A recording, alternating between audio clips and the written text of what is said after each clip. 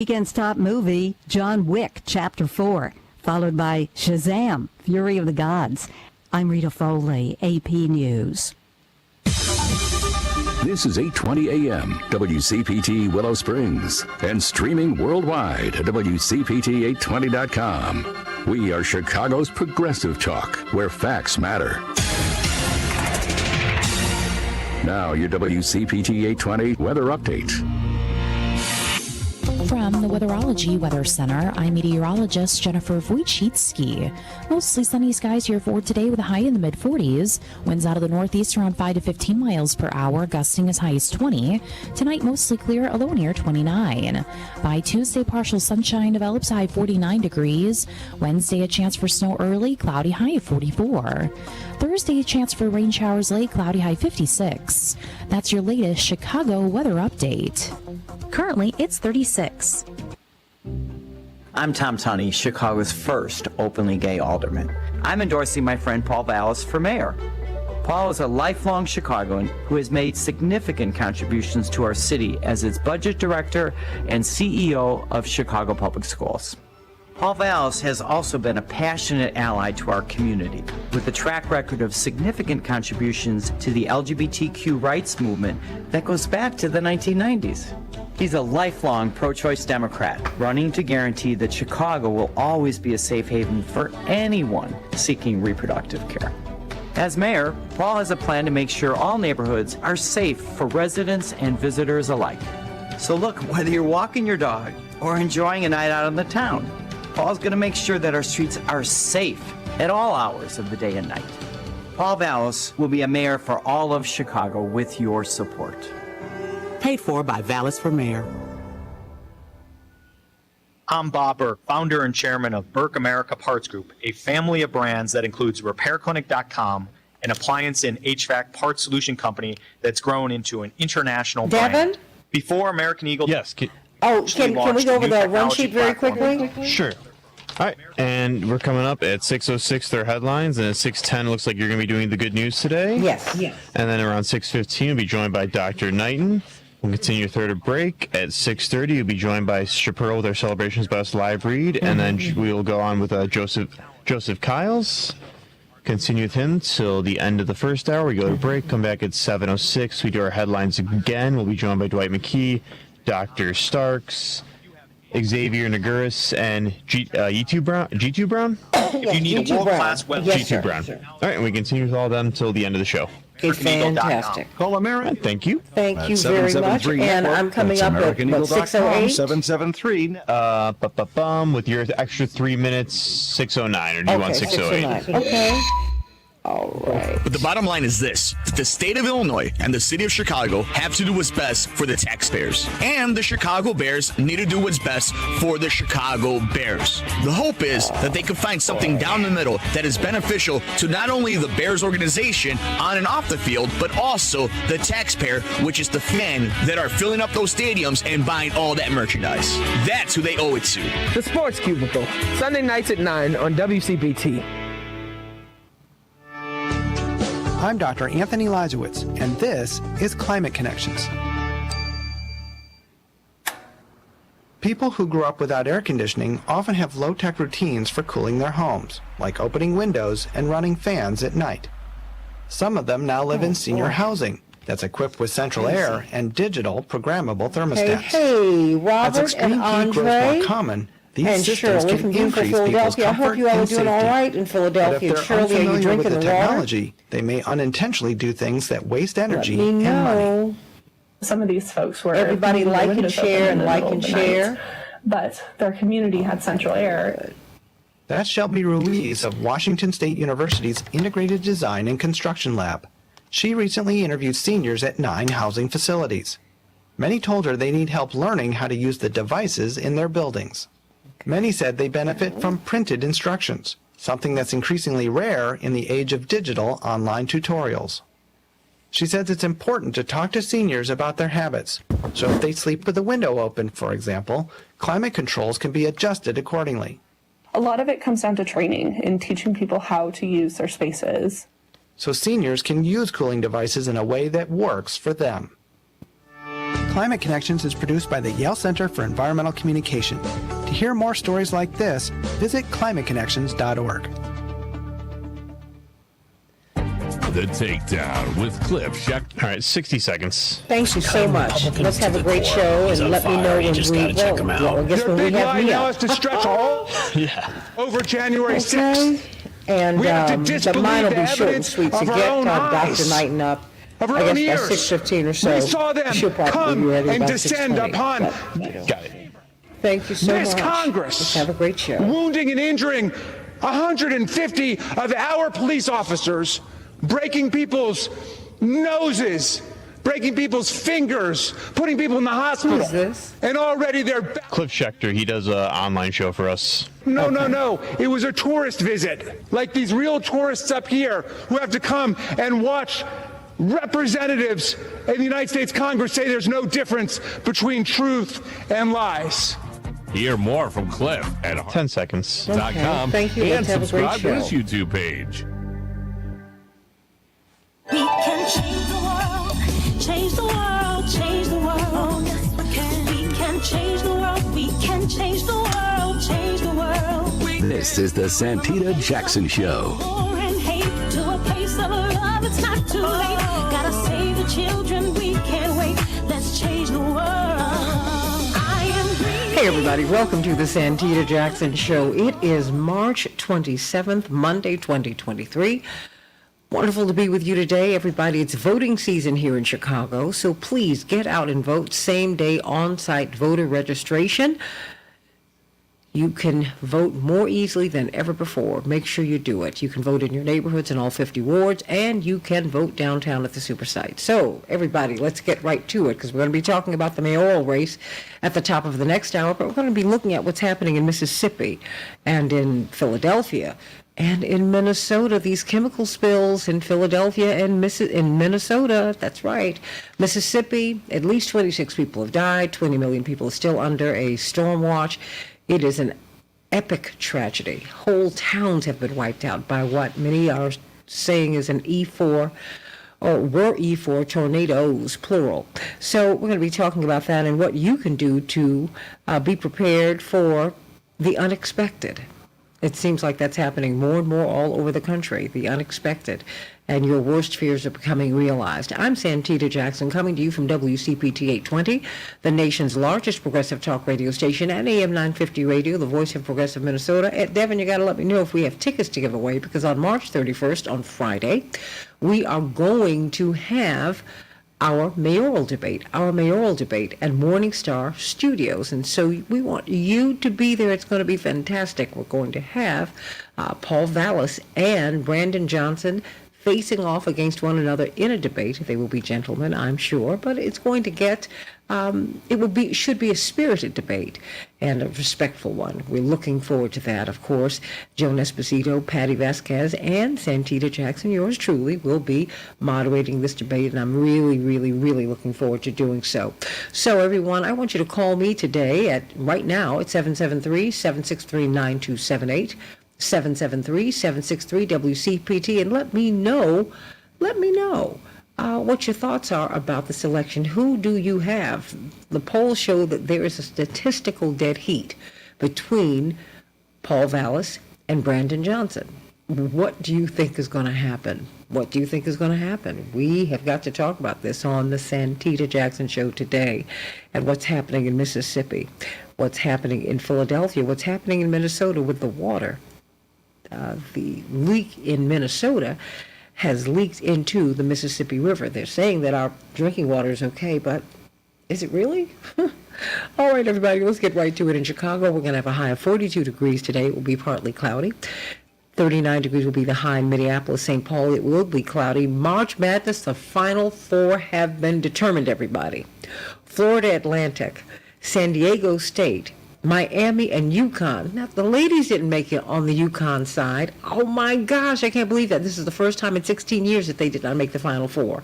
But still a great team, and it's going to be great. This is the first time we've not had a number one or number two seed make the Final Four. It's just been a year of surprises, everybody. So you tell me, What do you think is going to happen even there? It's going to be exciting, everybody. In the NBA, the Timberwolves 99, the Warriors 96, the Bulls 118, the Lakers 108. In the NHL, the Canucks were triumphant over Chicago 4-2, and tonight the Wild will be playing, everybody.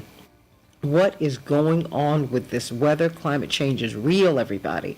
And indeed, it's impacting us in all kinds of ways. According to this CNN report, several animal enclosures at a Georgia safari park were breached when severe storms swept through that area. 2 tigers managed to escape during the chaotic ordeal, but have since been recaptured and safely returned. More than 20 million people across the South and Southeast are under threats of severe storms today, including major cities such as Houston, sending you much love, Harris County Commissioner Rodney Ellis, and so many of our people down there, Diane, Joe Gibson, and all of you, sending you love today, and New Orleans.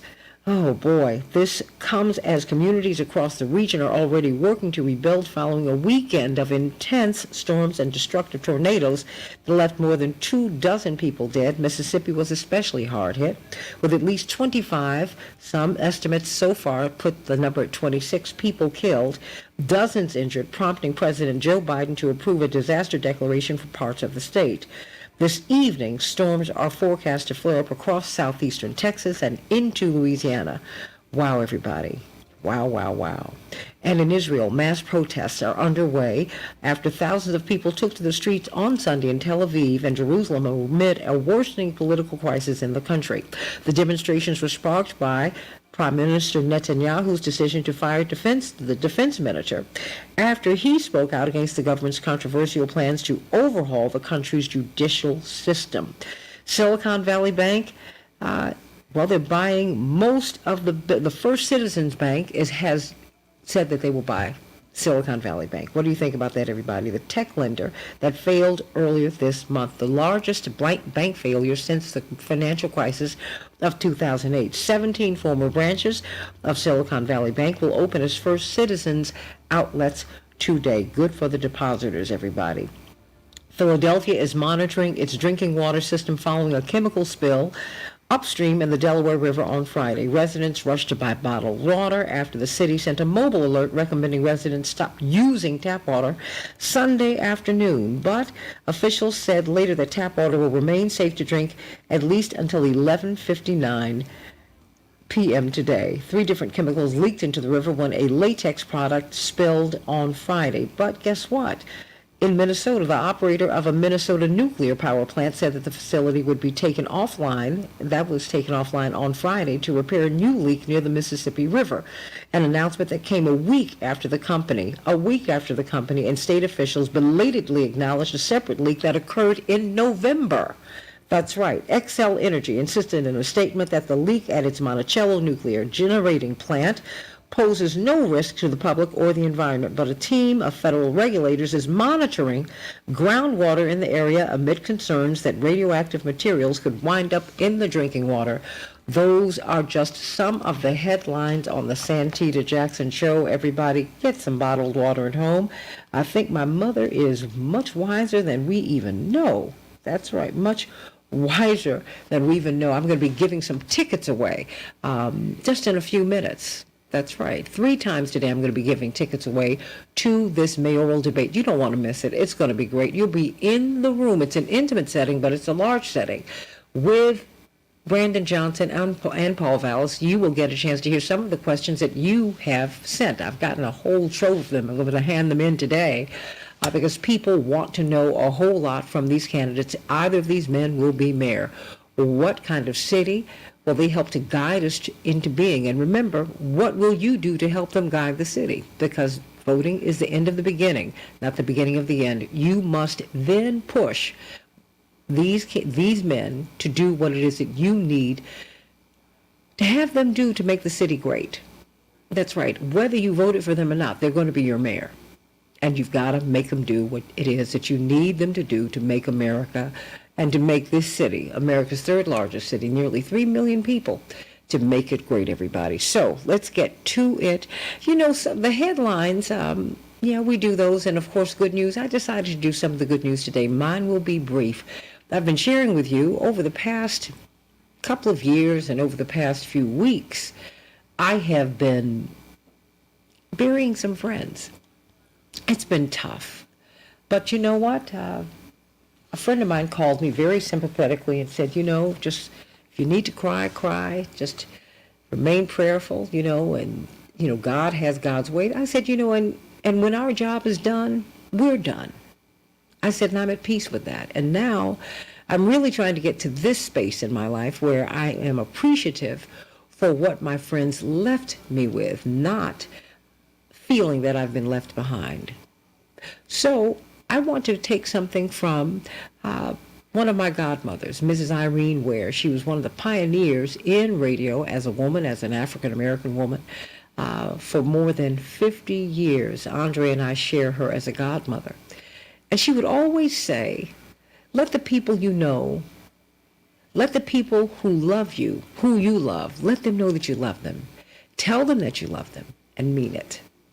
Let the people you love, let them know that you love them. Tell them and mean it.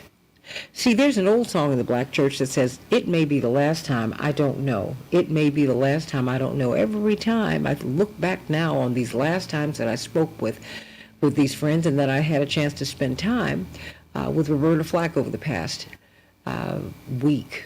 And of course, she's a very, very dear friend, someone who's really guided me and who's been so kind to me down through the years. And she's struggling with ALS now, and now as she's released publicly, she can no longer speak, if you can imagine that brilliant voice.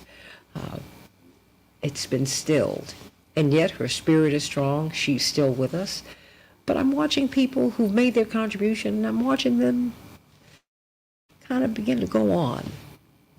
And I guess what you do for yourself is to make sure that you let people know that you love them. Just tell them that. Make sure that people know that you love them. Tell them. And more than that, show them. You can have the biggest arguments with people. And then if you find out that they've passed, you don't remember the arguments, you remember the good times. And the things that irritated you about someone tend to become idiosyncrasies. They are things that make you laugh instead of things that make you cringe. Maybe we should start doing that as people live. As people live.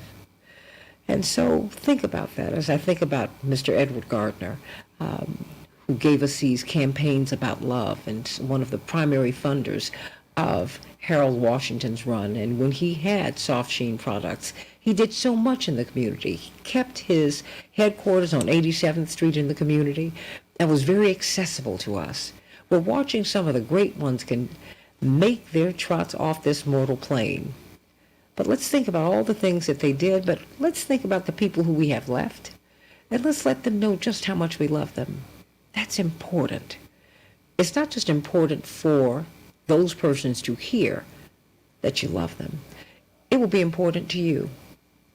It will be important to you. Love is the most powerful force in the universe. Let the people who you love, let them know that you love them.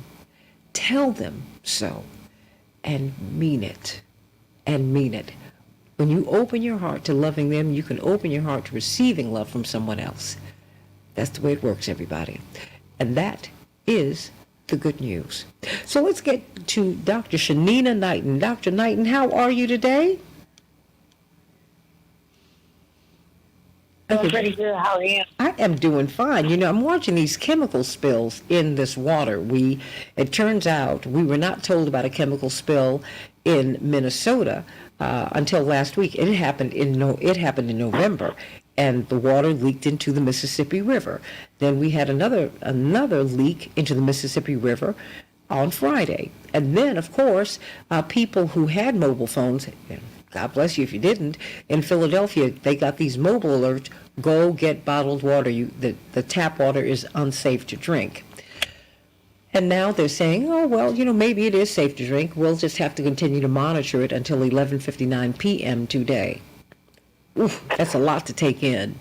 When you hear of a chemical spill into the water supply, what would you recommend that we do? Does boiling the water help? What does that mean? Because we think of drinking the water, but we do so much with water. We wash our hands. We clean our bodies with the water, and our bodies are porous. I mean, what do you do when the water might not be safe? Dr. Shanina Knighton. So that's the thing. I'm not a water specialist, so I can only give information based off of what I would do if I were in that situation.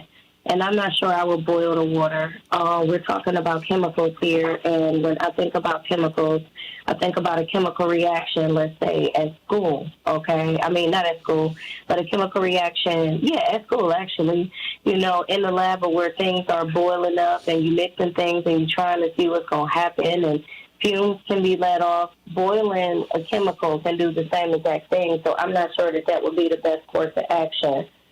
This is not the same as a water main break, whereas in a water main break or some sort of issue where there is contamination in water, boiling it to a high temperature would kill off some of the pathogens that is in the water.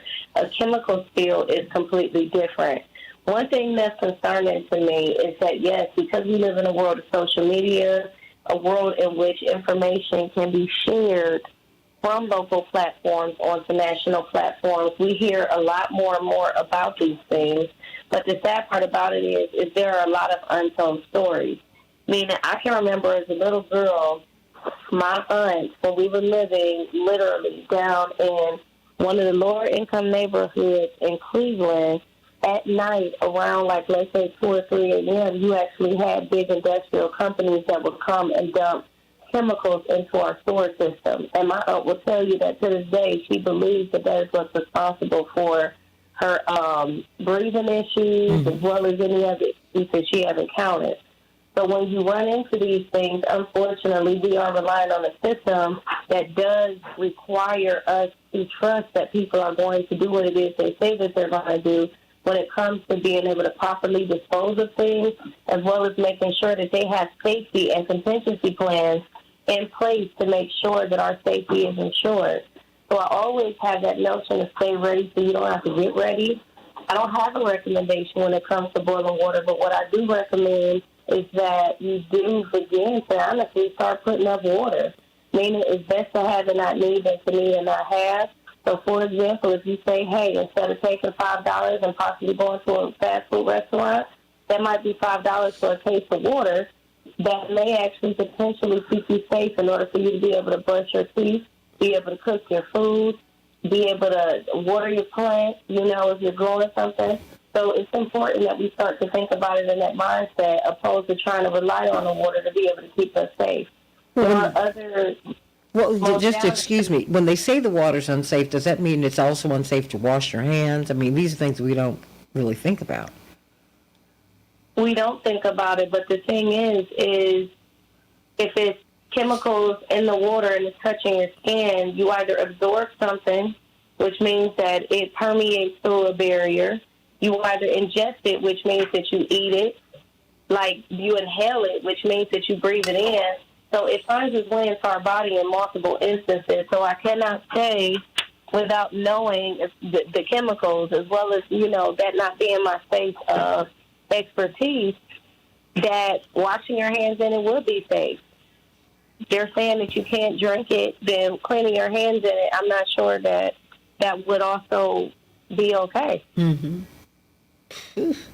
So I guess we need to stock up on, what would you recommend that people just have some of at home? I mean, because, when they had the video footage of people, I don't know how old the footage was, but because one never knows now, but they had people you assumed were in Philadelphia going to emptying shelves of water. I mean, because everybody got the same mobile alert at the same time and people ran out to get water. Would you recommend that people just have a few bottles of water at home at least, just in case? Because it seems to me that the unimaginable happens every day, Dr. Knighton. That's it. That's exactly it. And unfortunately, that is the situation that we live in. There's been situations of where, I know in my neighborhood, the electricity has been shut down.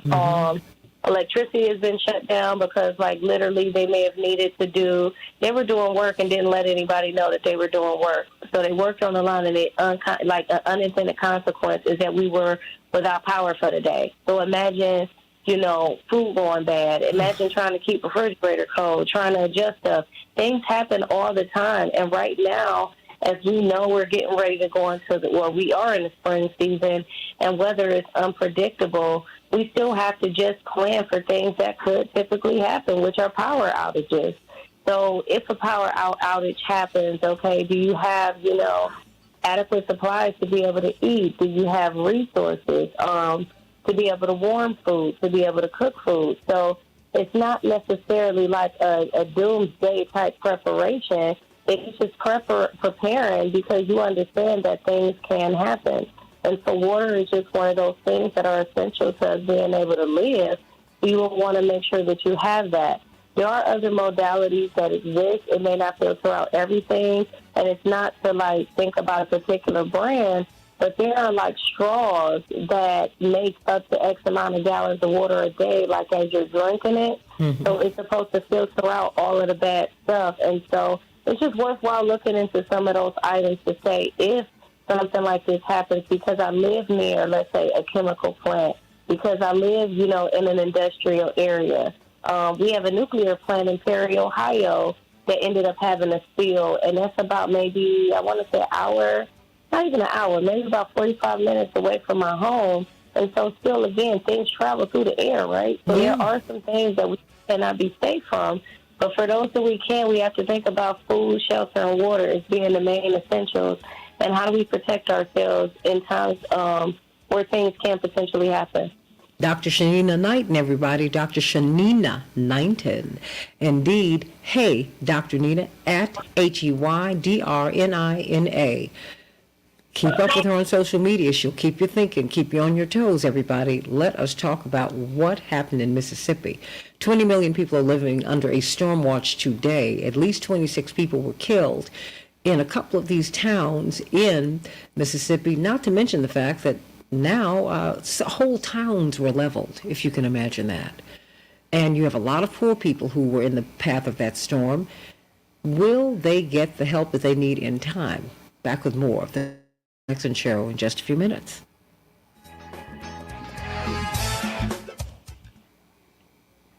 Whew. Dr. Knighton, how are you? I'm doing pretty good. How are you? I'm doing well. I just, saw these stories, and I said, oh, this is just, my mother is prep woman, okay? Water, well, she loves sardines, tuna, but all these canned foods and things like that. She's always done that. She's always kept that. And she said, you never know. You never know.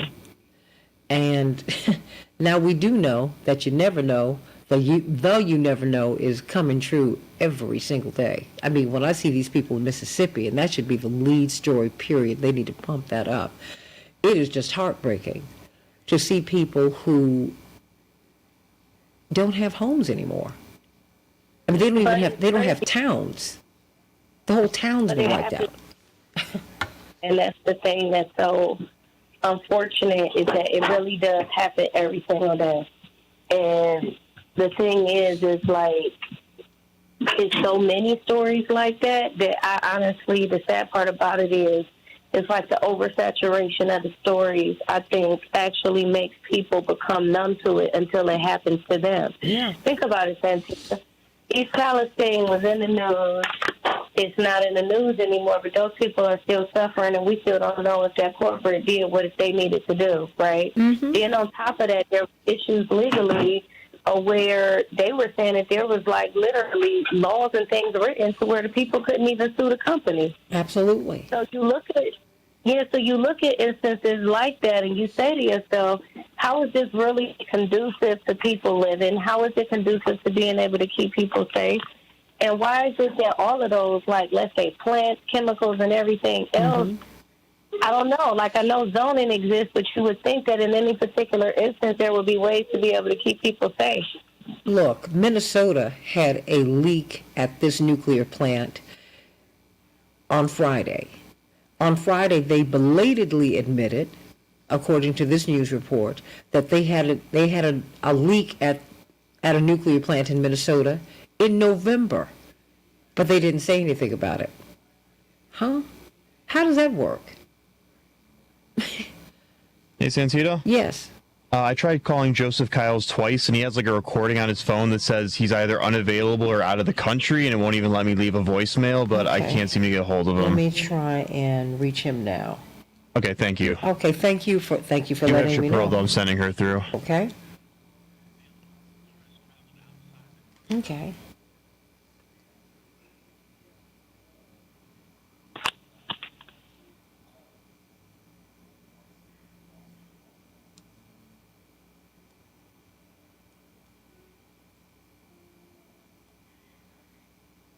All right, 60 seconds, everybody. Okay.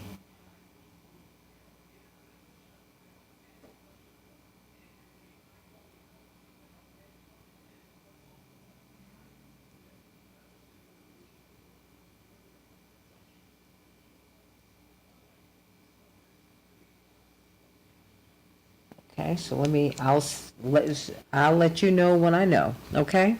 Okay, thank you. In the meantime, I will also give these tickets away. Let me start. Sounds good. Let me start here. Dr. Knighton, are you still here? I'm still here. Okay. Do you want to stay for a hot second, or do you want to go? Oh, I can listen in. Okay.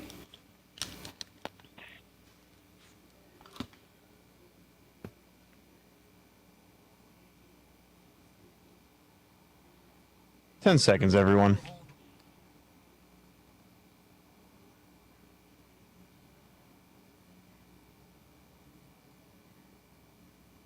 We can change the world, change the world, change the world. We can change the world, we can change the world, change the world. This is the Santita Jackson Show. War and hate to a place of love, it's not too late.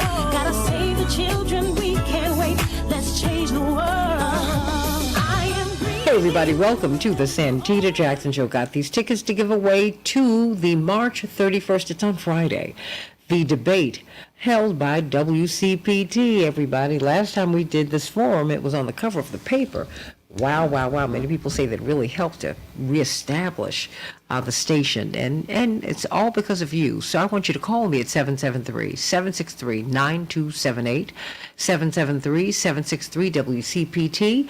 I have these 2 tickets to give away, starting right now. Call me at 773-763-9278, 773-763-WCPT, and let us know, if you're still undecided. Some people are still undecided in this race, about 10% according to many of these polls. The polls have a statistical tie between Vallis and Johnson. Johnson has been gaining. He has the momentum. Will that be enough to push him over the top? Will Vallis hold? What will we see? You let me know. It's voting season, everybody. Same day, on-site registration, voter registration, so you can vote in all 50 wards. And if you're not registered to vote, if you have a high school senior or someone who's going to be 18 on April 4th, get them over to those polls. And quite frankly, whomever they vote for is their business. But what is all of our business collectively as Americans is the civic duty to vote. You need to vote, you need to vote, you need to vote, you need to vote. So please, get people out to vote. Get them out to vote. And make sure that the elderly, people who are ill, make sure that they're able to vote. Please do everything you can so that a majority will make a majority decision, not a minority. Everybody, call me at 773-763-9278, 773-763-WCPT. Let me know who has won these tickets. It's going to be great. Chaparral Wells, how you doing? Good morning, Santita. And at Celebrations by Us, we are gearing up for the holiday season. Yes, Easter is right around the corner. So right now we're taking orders for all of your sides, your dressings, your mac and cheese, your masticcioli, your Cajun pasta, as well as also your duck, your chicken, your beef, short ribs, whatever it is that you need for your Easter table. Don't hesitate to give us a call. We're also setting up for prom, and we're doing balloon arches, custom sweet tables, We're also doing backdrops. So call us at 708-526-4546, 708-526-4546. We look forward to serving you. Thank you so much, Santita. Of course, you're very welcome. 773-763-9278, 773-763-WCPT. I want you to come to this debate. I've got 3 pair of tickets to give away today, and I want to start right now. Call me at 773-763-9278 so that you can get your tickets. What do you need? What are the questions? What are the questions that you have for these candidates? I mean, because 10% say that they have not made up their minds yet. So what do you need to hear? What do you need to hear? I mean, Andre, what do you need to hear? Robert, what do you need to hear? Everyone, what do you need to hear? Because we're also looking for an urban American agenda. I mean, Paul Vallis has been able to gain a lot of traction running on law and order. You know, I am going to take care of crime in this town. Now, mind you, crime is something that everybody is concerned about. And if you listen to his campaigning, he's also beginning to sound just a little bit more populist, because he's a political person, so he understands kind of where people are going, because I'd say in the black and brown communities, the concerns are much more intersectional, particularly in the black community. Not only are we concerned about crime, we're concerned about 50-plus schools that have been closed in the black community, which means that principals lost their jobs, vice principals lost their jobs, senior-level teachers lost their jobs, paraprofessionals lost their jobs. I mean, this is a lot of money that was taken out. When you take out a school, you take out an entire ecosystem and an economy. That's right. So what about the schools? What about affordable housing? You know, most Americans who work wage jobs in a city cannot afford to live in the city, cannot afford to rent an apartment in the city. The average apartment in the United States is more than $2,000 a month. Who can afford that? Who can afford that? I want you to call me at 773-763-9278. What are the issues that are most pressing to you? Is it affordable housing? Is it a job that pays a wage that you can actually live on? Not live with, but live on. Is it education, access to equal high-quality education? Is it access to equal high-quality health care? What about those things? These are the things that will be on the table for the mayor, not just getting more police. Of course, you want police, but you need psychologists. You need psychiatrists. You need social workers. You need people who can help to take care of the full sweep of challenges that Americans, that Chicagoans specifically, are facing. So what do you need this new administration to bring to you? Indeed, you saw Lori Lightfoot make a lot of changes. I mean, in fact, crime went down on her watch. No one really talked about that. No, she didn't really get the credit for that she deserved. She didn't. Why do you think that things just didn't work out for her? I want to know your thoughts, too. Call me at 773-763-9278, 773-763-WCPT, because this is just a very, very exciting season, but it's a season in which we have more and more Americans are wondering about the resources, because we see money being poured into Ukraine and into other military interventions and exercises around the world. But then something like Mississippi comes right out of the blue. These people they don't need a one-time fix. These people lost their towns. They lost where they work. They lost where they live. They need huge infusions of cash. Will they be able to get it from the government? If they were not insured, if they didn't have insurance for their homes, or if their home insurance did not adequately cover them, what's going to happen to them? Think about that, because guess what? It could be you, it could be me at any time. These storms come out of, we never expect them. We never expect them, but they do happen, and they happen more and more frequently. Are you prepared for a storm to hit you in your life? Do you have water at home? Do you have your medicines at home? If you have insurance, will your insurance allow you to get medicines a month or two in advance? Probably not. I know mine won't. And I've got great insurance. It doesn't matter. They won't allow it. I can buy my medicines 1 month at a time. Or you have to ration it, which is unsafe. which means it's not going to work because you're not following the directions. As Dr. Shanina Knighton tells us, medicines have directions, and if you don't follow them, they will not have the proper effect. So I want you to tell me what it is that you need from these elected officials at this time. Now is not the time just to complain. Now is the time to vote. You must vote. We have same-day on-site voter registration. What are you going to do? What are you going to do? Now, Renee Criswell says you need people at the water department who don't send emails about going on safari hunting in black neighborhoods or who portray the first black lady as an ape. What's the connection between our leaded water and the racism in the water department? What do you think about that, everybody? A lot of people have a lot of questions about the safety of our water, even in Chicago. What about that? And, what, Renee, you are full of a whole lot of comments this morning. Why don't you call me at 773-763-9278, 773-763-WCPT. I want to hear from you. I'm just very, very concerned about where we are right now, because I'm wondering if our priorities are where they really need to be. What we really need are some schools. We have some schools that have a couple hundred students in there. Just things are not right. We closed 50 schools. You know, our top athletes come out of public schools. Many of our top students come out of public schools.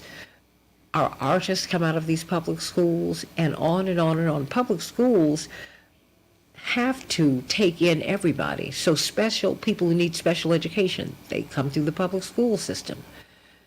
And that's a great thing. They're being closed. In New Orleans, they have 100% charter schools. So what about special education and charter schools? I tell you what, Brendan Boyle, who's a congressman from Louisiana, now has a scathing commercial in which he talks about what Paul Vallis did to his children in his district, not his personal children, but the children in his district, in his state, by making all of the schools 100% charter.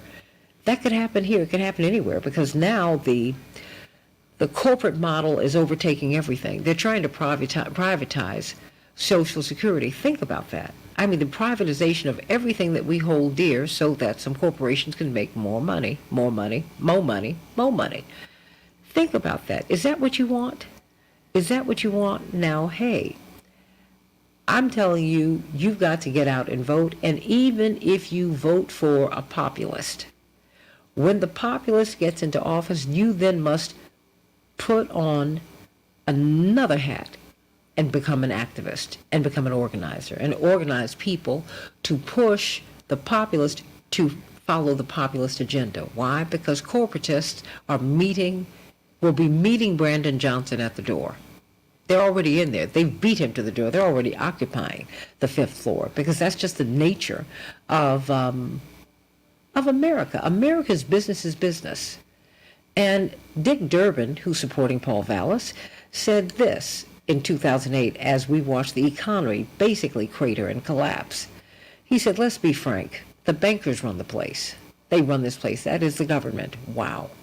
Think about that. I remember him saying that, and it sent a chill through my body. I said, wow, the bankers run this place? He said, yeah, the bankers run this place. I didn't say that, but I thought about that when he was asked by the reporter, and he just mused aloud that the bankers run this place.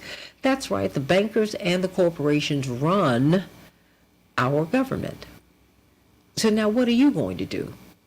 They're only allowed to run the government because you are not marching, you are not organizing. You think someone else is going to go there and just take care of it. It doesn't work that way.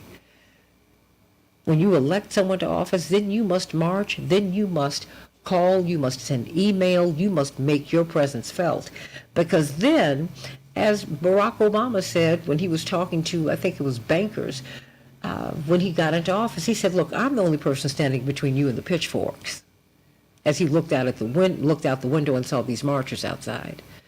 I promise you before the Lord, when these politicians, when these elected officials see you marching, when they read your letters, when they hear you, when they feel you, when they see you, they react. And they say, well, you know what? There's some things that I've got to do. Trust me, things are lit in France and Israel today because people are in the streets and they are not playing. And they know that the power is with them.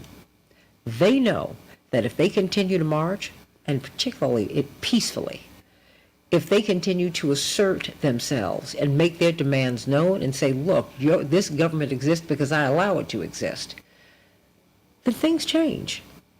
They really, really do. So everybody, I want you to call me at 773-763-9278. When you think of all of our expenditures, do we have enough money to give to the people in Mississippi? What about the people in Louisiana? Somebody was killed in Alabama because of these storms too. So you got Mississippi, you got Texas, Mississippi, Louisiana, Alabama. What do you think about that? Where is the money going to come from? Wow, everybody, think about that. I want you to call me at 773-763-9278. Now I want you to tell me who you got in this mayor's race. Who do you think is going to win? Brandon Johnson, apparently, according to the polls, is surging. And he's surging at the right time. But Paul Vallis is holding on. Some people said he would not get beyond 30%. No, he's north of 40%. He's about 46%. Brandon Johnson, according to some polls, is at 44%. And other polls give Brandon Johnson the slight edge. What do you think? What do you think? Who has the edge? Who has the momentum? Who do you think will be our mayor next Wednesday, April 5th? Call me at 773-763-9278, 773-763-WCPT. And more than that, I want you to tell me why you think Brandon Johnson or Paul Vallis will win. Why do you think Paul Vallis or Brandon Johnson will win? Why? What is it about their messages? What is it about their constituencies, their constituents? What do you think is going to push either of them over the top? Will it be law and order, or will it be more of a populist message? Will Bernie Sanders coming in this week, having a big rally for Brandon Johnson, will that make a difference? Will Senator Dick Durbin's endorsement of Paul Vallis, will that make a difference? What do you think? Call me at 773-763-9278, 773-763 WCPT. What do you make of these anti-Chicago Teachers Union smears? Think about it. What does the Chicago Teachers Union fight for? They fight for your children to have equal access to equal high-quality health care. They've been talking about affordable housing. They talk about homelessness. They talk about all manner of issues because they deal with this every day with our children in the public school system. So what do you make of that? What do you make of that? I want you to call me and let me know what you're thinking. Are you voting? Have you voted yet? Will you get the 18-year-olds in your lives or around you out to vote? What do you think? Let me go through some of these comments. Renee, you should call in. You said if Biden doesn't spend in Mississippi like he has in the Ukraine, the Republicans will win in 2024. Well, I tell you what, he hasn't been to East Palestine yet. And I think I just don't think that that's really smart. Because former President Trump made a beeline to East Palestine. That was a political calculation. And that's a winning calculation, everybody. Because as Dr. Knighton pointed out, that story has not gone anywhere. These people are still suffering in East Palestine. They're still wondering if their water is drinkable, if their air is breathable. They're still locked in a fight with Norfolk Southern. Yeah. And guess what? The train workers in the United States, the railroad workers, still do not have paid sick leave. Even as they've been asked, and it's been required of them to clean up that mess, that toxic mess. That story has gone nowhere. And after the one or two cameras they have in Mississippi, and they don't have many, after they leave, they will still be left with not just the cleanup, but a reconstruction. People have said in Mississippi that it looks like bombs have been dropped. Whole towns have been leveled, everybody. Where will the money come from? It's going to cost billions of dollars to rebuild parts of that state. Where's the money going to come from? We keep saying that we don't have enough money, but, think about it. You didn't get any more relief for COVID. Think about it. And yet we have a blank check for war. A blank check. That's not right. That's right. That's not right. You cannot eat a bomb. You can't serve that to your family. It is of no use to you. Think about that, everybody. Call me at 773-763-9278, 773-763-WCPT. I want to know what your thoughts are. I mean, what do you think is going to happen in this mayoral race? And I want to give you these tickets. So call me at 773-763-9278, 773-763-WCPT. It's going to be a great debate. I want you to continue to let me know which questions that you want to have answered, which questions you want to have answered at this debate. Is it all about law and order, or is it about more? Does it matter to you that so many black officials and black people who've been in positions certainly of elected leadership and certainly who've been respected in our community, does it matter to you that they have lined up in large measure behind Paul Vallis? Now, to be fair, he's got a lot of relationships with a lot of people. He's employed a lot of them. He's given contracts to a lot of them. And a lot of them think that, he's got the experience to make things right. But how do they feel about someone who's calling for law and order? Law and order has never, ever worked out very well for black and brown people. Ever. Of course we want law and we want order.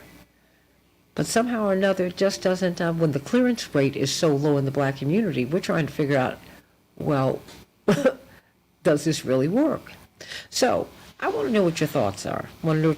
Coming up, we're going to have Dwight McKee, Dr. Bob Starks, and Xavier Nagaris, and G2 Brown talking about this election. What do you think is going to happen here? I got a call early this morning, a couple of them, in fact. What do you think is going to happen in this race? Honestly, I do not know. I think it's a statistical dead heat. It is that. I do believe that people are, I think that people want change. But spiritual law tells us that we need to be very, very precise in that for which we pray, that for which we ask. You got to be very, very specific, because God will give you whatever you've asked for. But if you've not been specific, if you just ask for that man or that woman, that person, you're just going to get that somebody. Maybe not the person who's been divinely selected and crafted for you.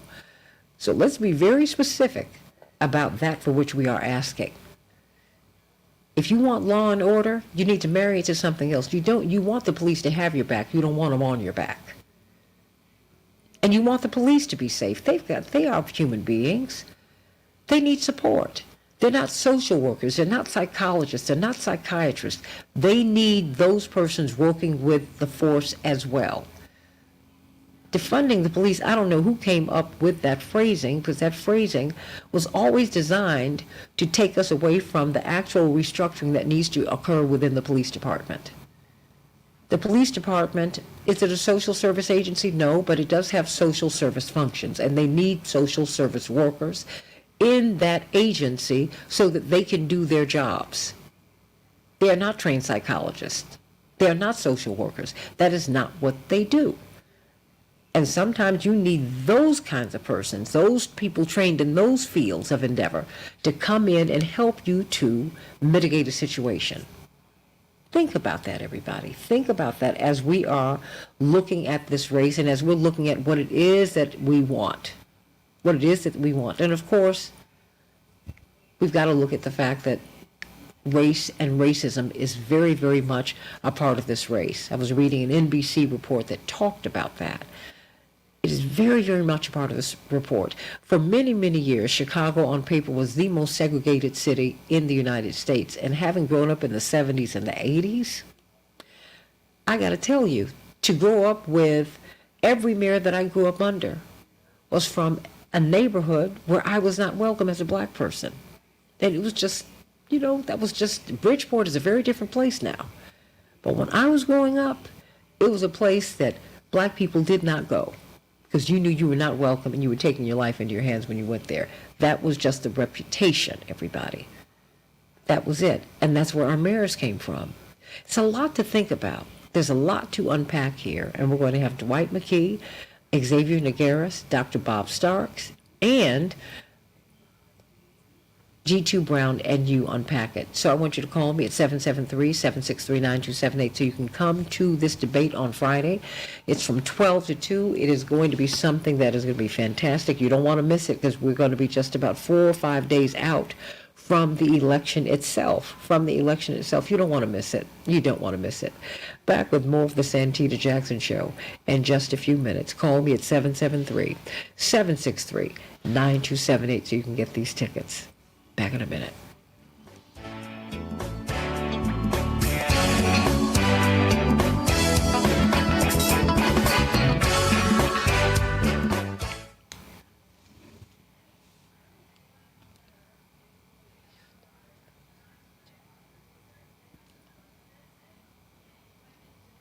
Hey, hon, unfortunately, I can't do it now because I'm full up. I'm hearing from you too late. Just let me know earlier and then I can fit you in because I'm already full up, okay?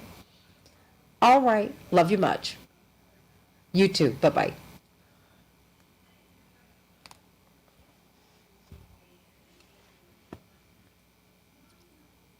Okay, Janet, you are all over it. You said, as Reverend Al Sharpton said, define the police, not defund the police. The social workers and the police need to work together to diffuse situations that are difficult. There's no question about it. But whoever came up with defund the police, that was purposeful. And it was purposefully done, I think, to take us off of that, to really remove that conversation. I mean, just to move that conversation off the table. Don't touch the police. I mean, because they're like among the untouchable in this society. And that doesn't make them safe.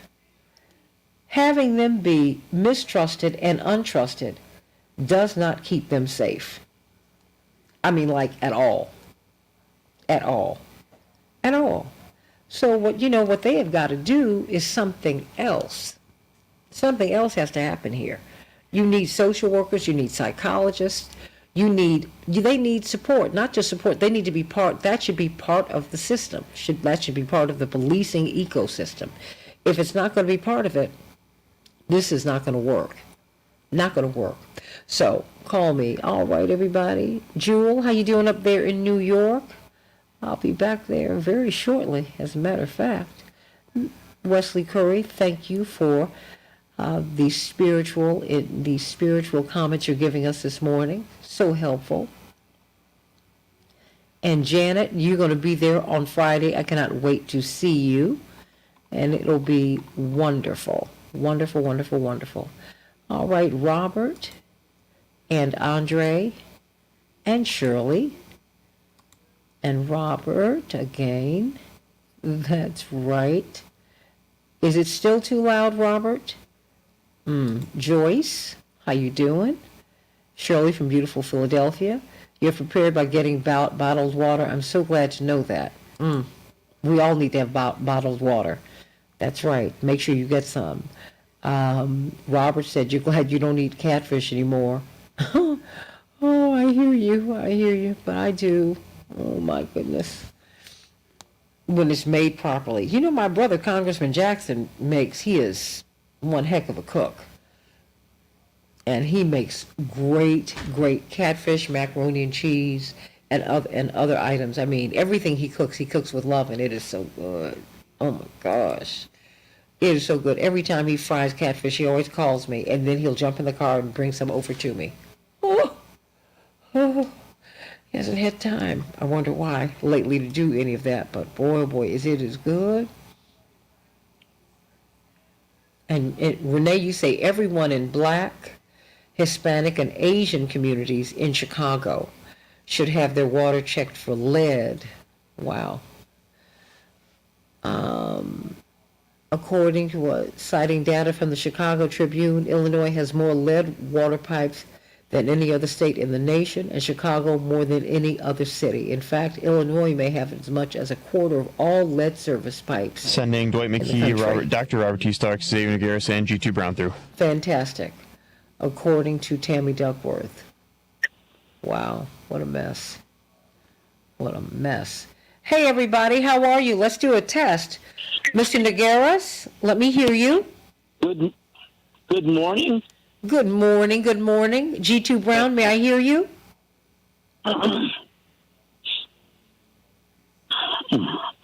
Mr. Brown? Good morning. Good morning. Just trying to make sure that we can hear you clearly. Dwight McKee? Morning. Okay. Good morning, Brother Brown. Dr. Starks? Good morning.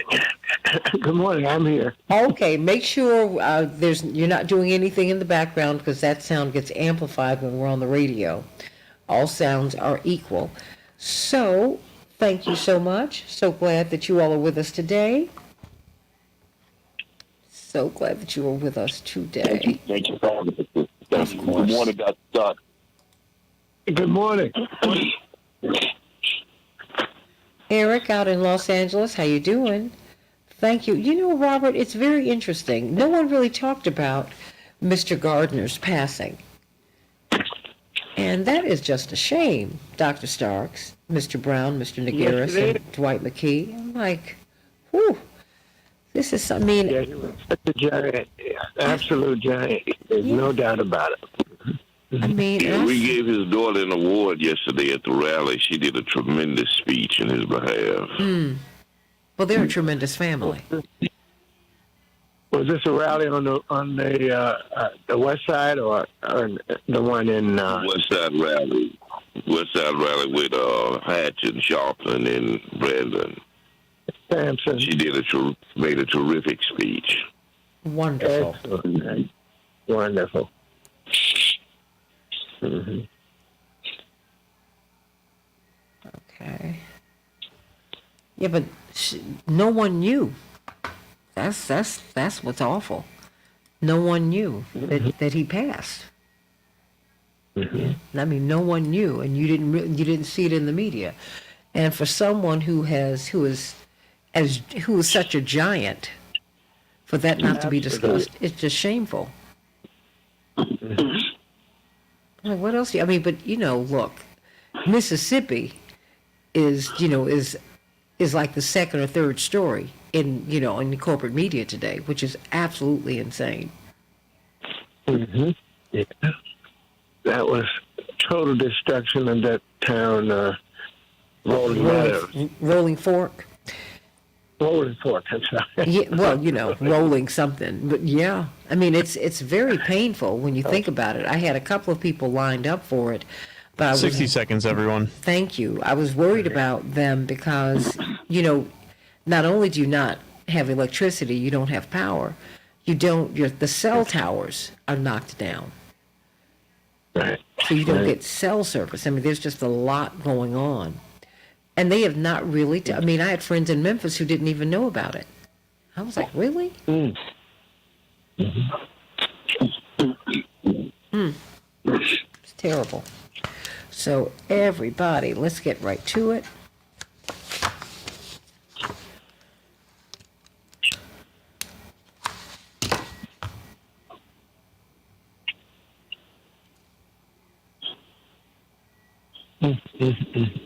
It is. 10 seconds. Okay, thank you.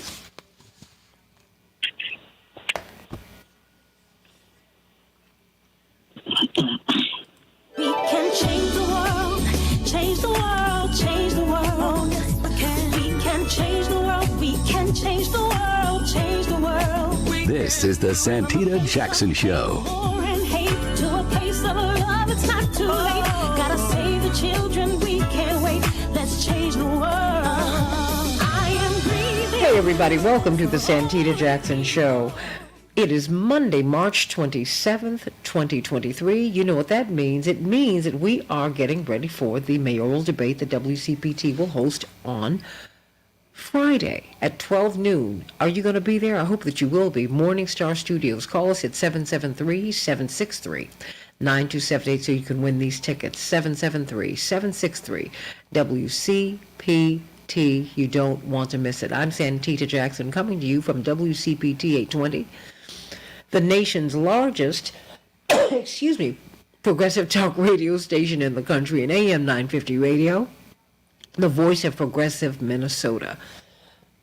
Now, here I am coughing. Can you believe it? I got through the first hour, none of that. But anyway, let's get right to it. 773-763-9278, 773-763-WCPT. Who do you have in this race? According to the polls, we now have a statistical tie between Paul Vallis and Brandon Johnson. 10% or thereabouts are undecided. What do you think will push the needle for someone? What do you think? Who has the momentum? Well, it's clear that Brandon Johnson has the momentum because he has gone from kind of the middle of the pack to one of the final two, and now he's in a tie, a statistical tie. But how will each of these persons, how can they win? What do you think is going to happen? Excuse me, call me at 773-763-9278, 773-763-WCPT, and let's get at it. Everybody, Chicago will have a high of 42 degrees today, partly cloudy. Minneapolis, St. Paul, 39 degrees and cloudy. March Madness, the Final Four have been selected. Finally, UConn, Miami, San Diego State, and Florida Atlantic. They will be playing their games on April 1st, on Saturday, and on Monday we will have a new NCAA champion. Good for them. In the NBA, the Timberwolves 99, the Warriors 96, the Bulls 118, the Lakers 108. In the NHL, the Canucks 4, Chicago 2, and the Wild will be playing tonight. What about these storms, everybody? They've had some unintended consequences. Several animal enclosures at a Georgia safari park were breached when severe storms swept through the South this weekend. 2 tigers managed to escape. Thankfully, they have been recovered and brought back into custody, if you will. More than 20 million people across the South and Southeast are under threats of severe storms today, including major cities such as Houston and New Orleans. This comes as communities across the region are already working to rebuild following a weekend of intense storms, maybe an E4.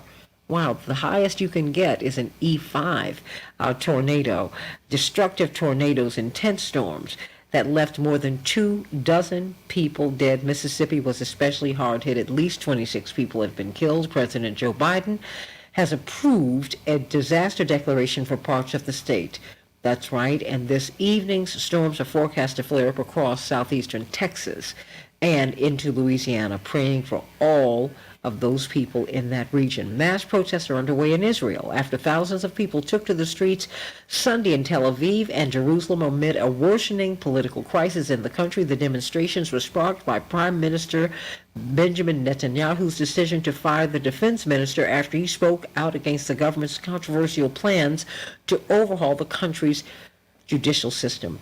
Israel's largest trade union federation called a general strike today to stop this judicial revolution, quote, this craziness. Wow. Silicon Valley Bank has a buyer. First Citizens Bank is buying most of the business of Silicon Valley Bank, the tech lender that failed earlier this month, indeed the largest bank failure since 2008. 17 former branches of SVB will soon open as the First Citizen outlets today. Philadelphia is monitoring its drinking water system following a chemical spill upstream in the Delaware River on Friday. Residents rushed to buying bottled water, and they'll be waiting until 11 p.m. today to see just how safe the water is. But that also happened in Minneapolis, everybody. In Minnesota. The operator of a Minnesota nuclear power plant said that the facility would be taken offline. It was taken offline on Friday to repair a leak near the Mississippi River. But guess what, everybody? Xcel Energy insisted in a statement that a separate leak had also occurred in November. No, it's March, so that's November, December, January, February, March. 5 months later, they tell us about another leak into the Mississippi River. Wow, everybody, we've got to be careful. We've got to be careful. Let's look at this mayoral race. It is a big deal. And so I want to know what your thoughts are. Call me at 773-763-9278. Will the corporatists win? Will the populists win? Or is it as Simple as that. Let me go to you, Mama D, before we get to the rest of this panel. Congratulations on your tickets. Cannot wait to see you on Friday at the mayoral debate. What's your comment? Well, Hallelujah, greetings. First of all, you're supposed to tell the people that you love them. So I want to take this opportunity to say you and the whole Jackson family are people that I love. Oh, we love you. Okay? Love you very much. Thank you. City Council gave $20 million to assist to help the families of sanctuary seekers. And they said, no matter how or when they came, we're all the same. We're not the same. We can vote, and they can't. And not knowing the difference might be enough to turn up Democrat, Republican. So my question is, do you think due to the bully suppression and reverse segregation language like people of color, when you're not supposed to give any thought to race, creed, or color, is fueling the fire because citizens are not being put first, and non-citizens are? That is souring in the belly of a lot of people, including mine. So do you think that's going to be a factor in the voter turnout? It could be. I hope it won't be. The fact is we had this same debate about black people during the Civil War. Are we citizens or not? Because we were brought in here also on an imperial project to build. As we bring in people from indigenous people who speak Spanish from South and Central America, we're doing the same thing, and we learned nothing from slavery, Mama D. Nothing. But I'm saying to the Venezuelan, but no, I didn't interrupt you. I'm saying to the Venezuelan, to the Nicaraguan, no, it's okay, to the people south of the border, to Mexicans, many Mexicans. Texas is El Norte. New Mexico is just that, New Mexico. It's a conquered place. Los Angeles is Mexico. So I think we have to be very, very careful. Certainly, I think that black people have never gotten our due in this country, and we must continue to fight for that. We must advocate for that without shame. Absolutely. But we cannot play into this corporate game that has been played since people landed on these shores. These folks, corporations, have taken advantage of these people of color, and we are black people, brown people, indigenous people. They've done it all. And that needs to stop. It just needs to stop. These people are being brought here wholesale, are being brought here in the same way that we are. They're just being paid some pennies while we were paid nothing. Only the red man and the black man could be born in America and not be citizens in the land of their birth. I hear you, but but what I'm saying to you is, I got you. But indigenous people, the people who we're calling the Hispanics, I hear you. The people who we're calling Hispanic now, they're indigenous people. They were just conquered by the Spanish, and they speak Spanish. That's what they're doing. So I'm hearing you. I'm feeling you. I agree with you. But that's where I just take it out a little bit farther than you. But let me get to this. I'm here because I'm advocating for our people. I get it, but I'm advocating for fairness overall. Overall, indigenous people, the so-called Hispanic people, the Latinos here, they're indigenous people. They just speak Spanish. They speak the language of their conquerors, as do we. We need to be clear on that. But racism is at the heart of so much of this because our Hispanic brothers and sisters, Xavier, do not embrace us the way they ought to. They don't embrace the struggle the way they should. And we just need to all get over it. And either we're going to have a more perfect union and a fair country that works for everybody, or we're not. So Xavier Nogueras of the Boca Media Group and G2 Brown of, G2, you have done so much down through the years, not just with cocoa and education, but now you've been pulling together all of these people to help them to really look at coming together from all over the country to look at education, and we thank God for you and the work that you are doing. Dwight McKee, the work that you're doing on the West Side with young people, you and Reverend Dr. Marshall Hatch, and of course Dr. Bob Starks.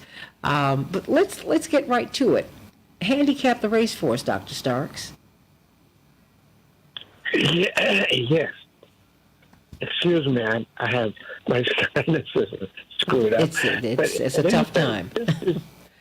This is a tough time. Yeah, I just want to point out one thing. The storms that are coming through the South, remember, the storms are following the slave trade ports. Absolutely. All the way from Virginia back down through Mississippi, Alabama, all the way to Texas. And remember that God Almighty may be sending a message to those people. But at any rate, No. Let's go all the way back, because they start off the coast of West Africa, and then they travel the transatlantic slave trade, because they scoop right on through South and Central America, and then they come right back on up this way. There you go. Only God. You can't make this stuff up. And the wipeout of the indigenous people in the same area, you know. But the last thing I'd like to point out, and please forgive me, I am just upset with Trump's threats to Mr. Bragg, who is the Attorney General of Manhattan. And we should point out that of the 4 prosecutions that are coming against Mr. Trump, 3 of the prosecutors are African American. That angers Mr. Trump tremendously, because obviously he's, in my opinion, a very blatant racist to threaten the life of Mr. Bragg. But anyway, I just wanted to point that out. But let's go back to the Chicago mayoral race. I think that this race is close, but I do think that Mr. Johnson will win. I think the rallies that he's putting on in these last few days will push and cause a big turnout, especially in the African American community where it's most needed. That's my initial thoughts. Okay, Xavier Nogueras, handicap it for us. Good morning. I just want to, if you don't mind, I just want to throw a real quick comment, because I as a Latino, I'm not mad at what Mama D just said. I get it. But you know what? The funny thing about this, the ruling class is like, hey, community, we just gave the Latino community $20 million. Be mad at them so that we can ignore the fact that we have not given billions and billions of dollars to the African-American community and the poor community. So, absolutely. You know, I'm not mad at her, but the site here is that let's not fight about the crumbs, because the truth is, this is done to pit us together. So I get it, but listen, I gotta miss something kind of earth-shattering did happen yesterday, and we're not talking about it in the mayoral race. And I think it may at first seem negative for Johnson, but it really isn't, and that's the endorsement of Dick Durbin. Dallas. Let's talk about that. To me, when I heard that, I wasn't like, ooh, Johnson is in trouble. I said, wow, Johnson really, really is doing well for Durbin to have to come up and do that. Because I know Durbin did not want to do that. And the folks were like, you know what, Johnson, it's getting too close. He may win this if we don't go help Vallis. And so Durbin pulled out Durbin went and endorsed Vallis. And to me, that's the real sign of this momentum, that they're that scared that they pulled out all stops. And I'm not going to lie, Santita, I was surprised that Durbin did this. And it shows me how strong this momentum is. And listen, why were you surprised? I was surprised because I thought that Durbin, in his endorsement, he calls Vallis a true Democrat, and it's just not true. And I love Durbin, I'm not, I there's a lot I respect about him, but I got to tell you, there was a lot of things said in that endorsement, and to me, it really shows a desperation from not only Vallis. I think now we're beginning to see, again, I talked about the ruling class. I think we're beginning to really see the ruling class around Chicago saying, we let Johnson do his thing. We let folks believe that maybe he could win, but we knew he wasn't going to win. And now it's, wait a second, he's about to win. Santita, I'm going to be the first real quick to make the call now. I'm going to say it. Maybe JB needs to come in and endorse Johnson now. Now it's time to take off the gloves. Are you listening, JB? I'm wondering if he'd do it. I mean, because you know what? Because there's so many tripwires here, and this is where the rubber meets the road. I mean, I hear you, G2 Brown. Your thoughts? No, I mean, I agree with what my brother just said. I think that there was a belief that the brother couldn't win. But what, I want to take people back to 2015. Brandon is simply the realization of Karen Lewis's dream. And I want to invoke my sister Karen Lewis's name, former president of the Chicago Teachers Union, who understood that if the labor movement and the organizing movement got together, then we can actually change the balance of power in Chicago. The status quo would be no more. And I think that if people remember, the energy was that she would have beat Rahm Emanuel without a runoff. I was in those rallies. I was with that sister. And the energy was what you're starting to see in the Brandon Johnson rally. Because folks got to remember that there was a teacher strike in 2012 that was actually a parent and a teacher strike. Remember 30,000 people in the street downtown. Remember a teachers union that put community demand in their union contract. And so Brandon and the current president, Stacey Davis Gates, are really the children of Karen Lewis. And so the education justice movement in this city, remember, they beat Rahm Emanuel over Diet High School, which made national attention and was really the first I would say, nail in his coffin in regards to him deciding not to run, because it was his first loss. The education justice movement in Chicago, the resistance to school closing was strong. And that's what Brandon comes from. And so I think that the fear that you're seeing in the corporate class is not that he will be another Lori Lightfoot, because Lori Lightfoot is not a progressive. She's always been Democratic machine. She's just been behind the scenes. I think what you are seeing is that the actual status quo of putting black people's needs last, negotiating our needs off the table first, will end in a co-governance structure where the mayor, like Harold did, has strong community allies which advise him on policy, where the mayor is actually from the hood. Where he's from Elgin, but he spent most of his adult life in Austin. He lives in Austin. His children go to Chicago Public Schools. The brother joined me on the diet hunger strike, in the third week. He blocked elevators at City Hall around school closings with me. So imagine a brother who at one point protested racism at City Hall could actually be pulling the lever on policy and justice at City Hall. It's an unbelievable moment. So I think the momentum and Brandon's doing the right thing by going into our community, talking to people, no meeting too big, no meeting too small. Everywhere. We just had him at Mount Carmel Church on 29th and Wabash on Saturday to a packed house of seniors from the Dearborn Housing Project.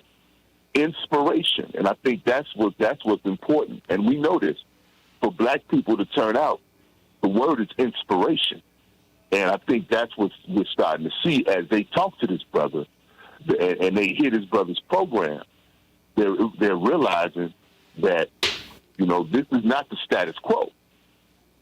This is something different, and that's what I think the corporate community is afraid of.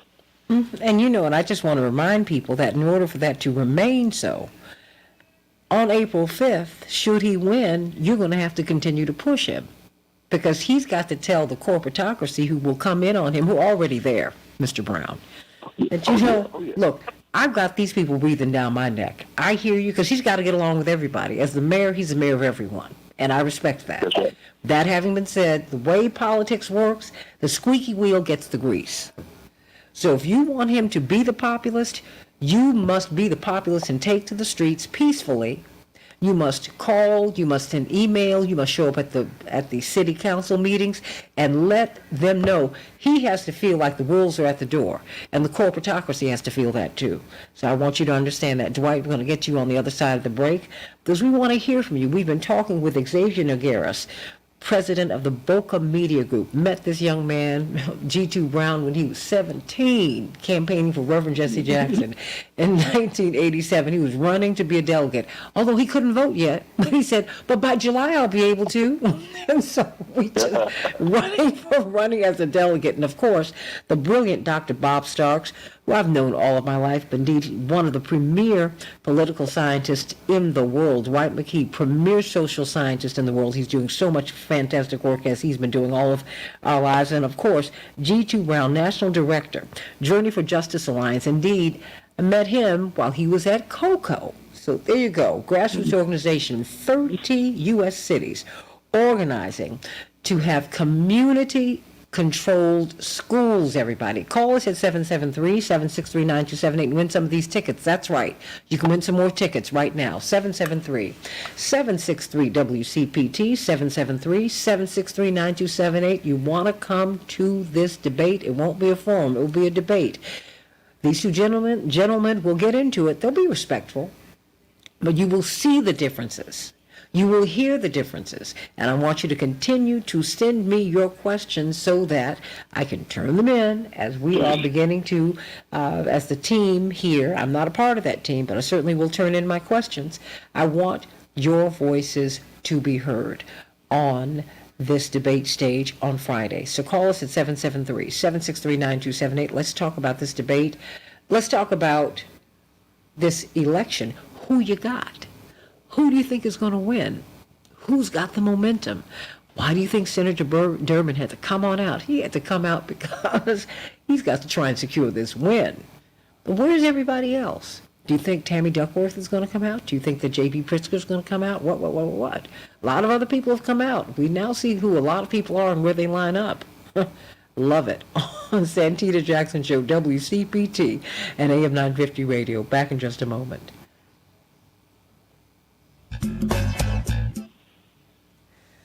Oh, you guys, there's so much going on. Remember, we're on Facebook Live. So, I mean, who do you think has got the momentum? Anyone?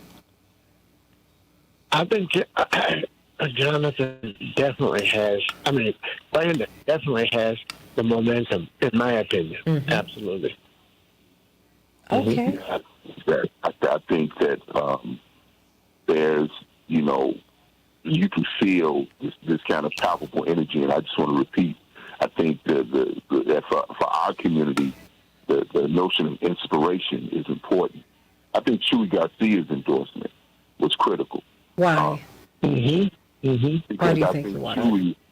I think Chuy has a significant base in the city of Chicago. Mm-hmm. I think he has a network of Latino elected officials who he's groomed to think black and brown. And I know that there's a sordid history around black and brown unity. I've got some knife wounds in the back myself, but Chuy has a real history of partnering with black people around critical issues. When they opened the Little Village High School over there on 31st, he insisted that young people from North Lawndale would be able to attend that state-of-the-art school. Mm-hmm. We formed Grow Your Own Teachers together to put more black and brown teachers in the classroom. So I met him during our campaign. I mean, and Reverend didn't have a stronger advocate in the Latino community than Chuy Garcia's, not just in Chicago, but all around the country. Absolutely. So I think that his endorsement is critical.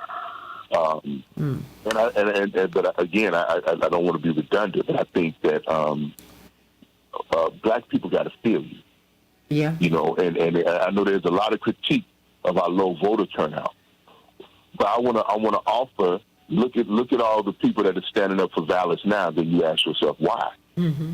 Because how many of the people, in particular the aldermen, no, not just the aldermen, a lot of the black elected officials that are standing up for Vallis are the same ones who have been silent as schools have been shut down over the years. And I know this personally, and if the form, if the form demands it, I'll name names, but they are silent as black people as our institutions are sabotaged.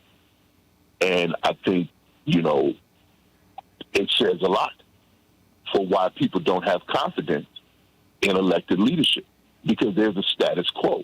And that status quo is that our needs can be negotiated away. And so I think the brother has a momentum. I think we got to watch for every trick in the book. Mm-hmm. Because 60 seconds, everyone.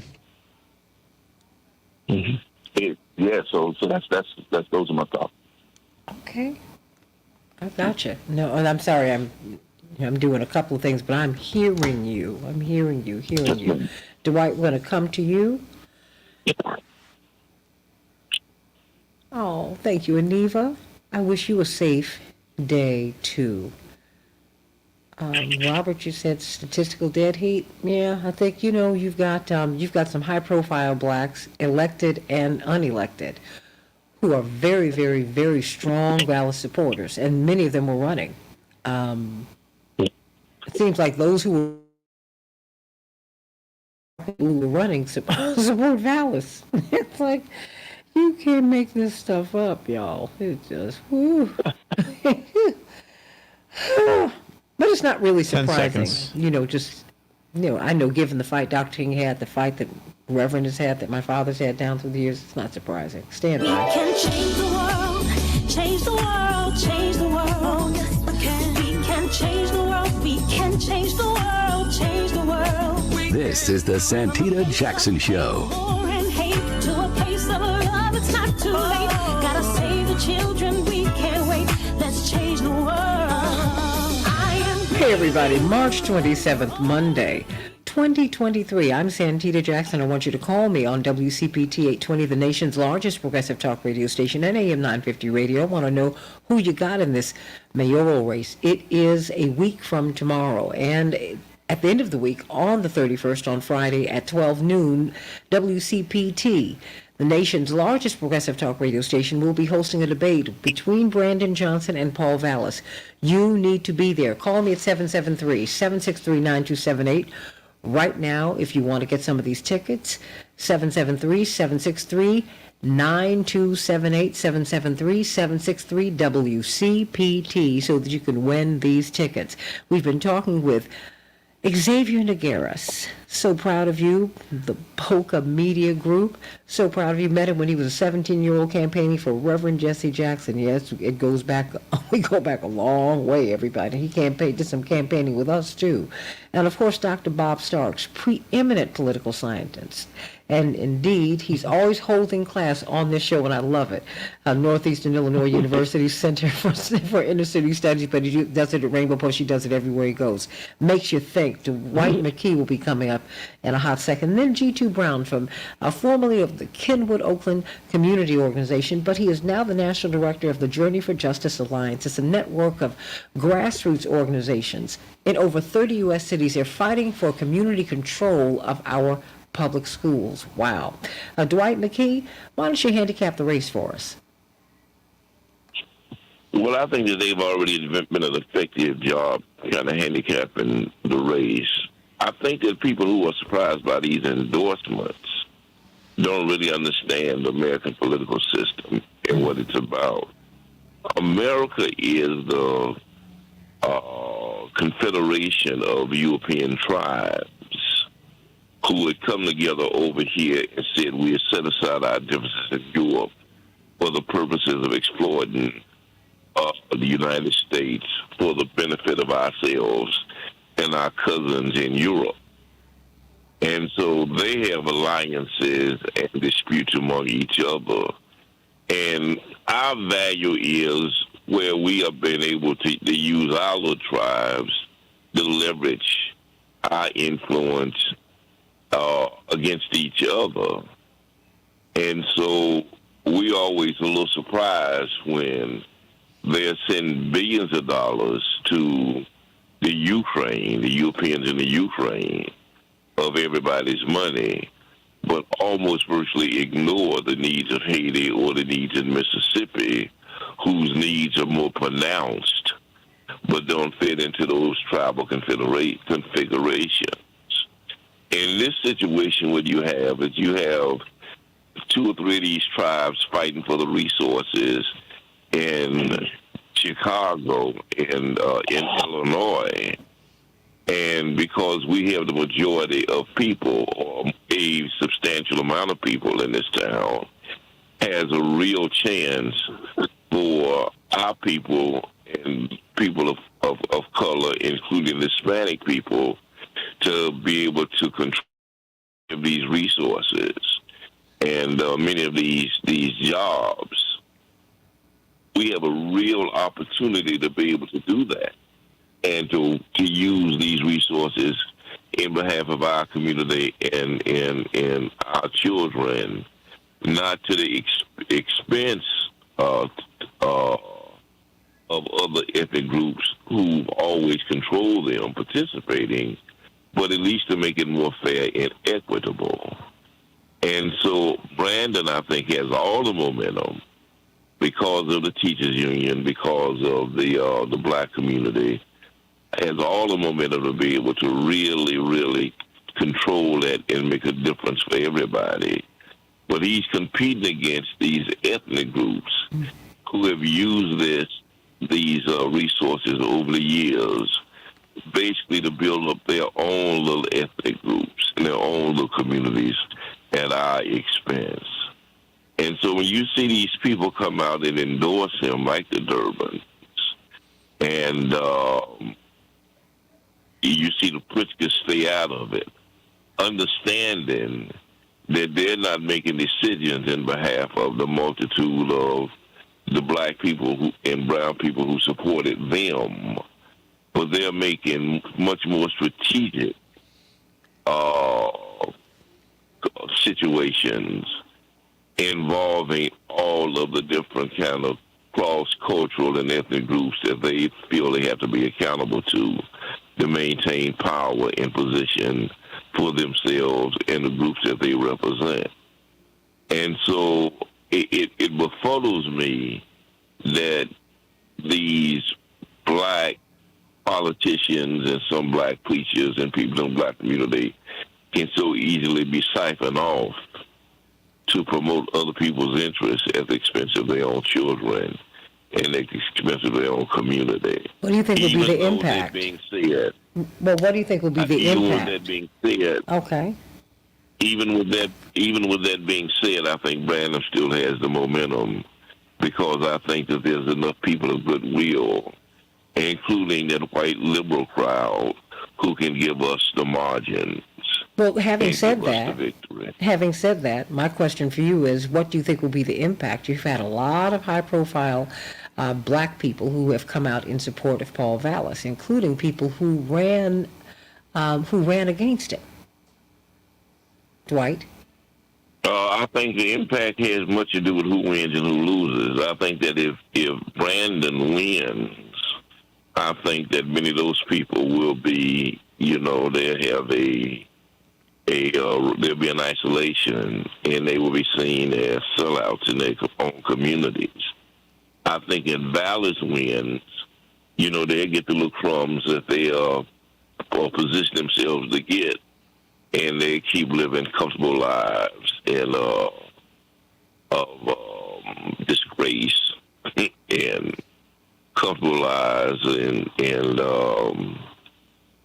that will reflect upon their own values and their own need to live for themselves and not for the communities and the people that they're supposed to serve. So I think there will be impact, but I think it's based on who wins and who loses. And of course, let me go to some of these callers. And of course, we have two winners. Hopefully they are still there. If they're still there, Devin, I want to bring them up so I can at least greet them on the air. Let me go to you, Linda. Thank you so much for holding. What's your question or comment? Well, you don't have to give me the tickets because I already have some, Santita.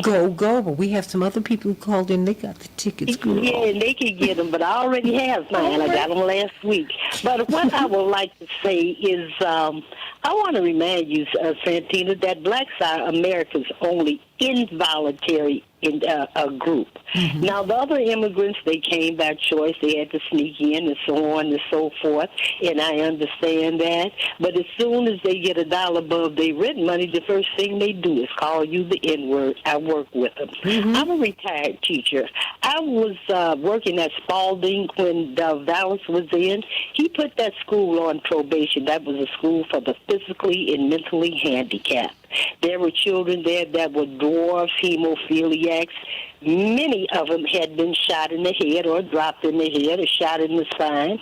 If the front part of your brain is missing, how do you expect that child to do algebra or calculus? It wasn't happening. He has no knowledge of special education, which I'm certified in. And I am also a former Black Panther, and there's a lot of old Black Panthers that's still around. I talked to a few, and we are hanging our heads in reference to Bobby Rush. Mm-hmm. And I want to touch on this. There was a lady, I can't remember her name. She did a scathing article about Willie Wilson last year. Indigo, the right of Indigo. I was somewhat perturbed at Harleen Hartman.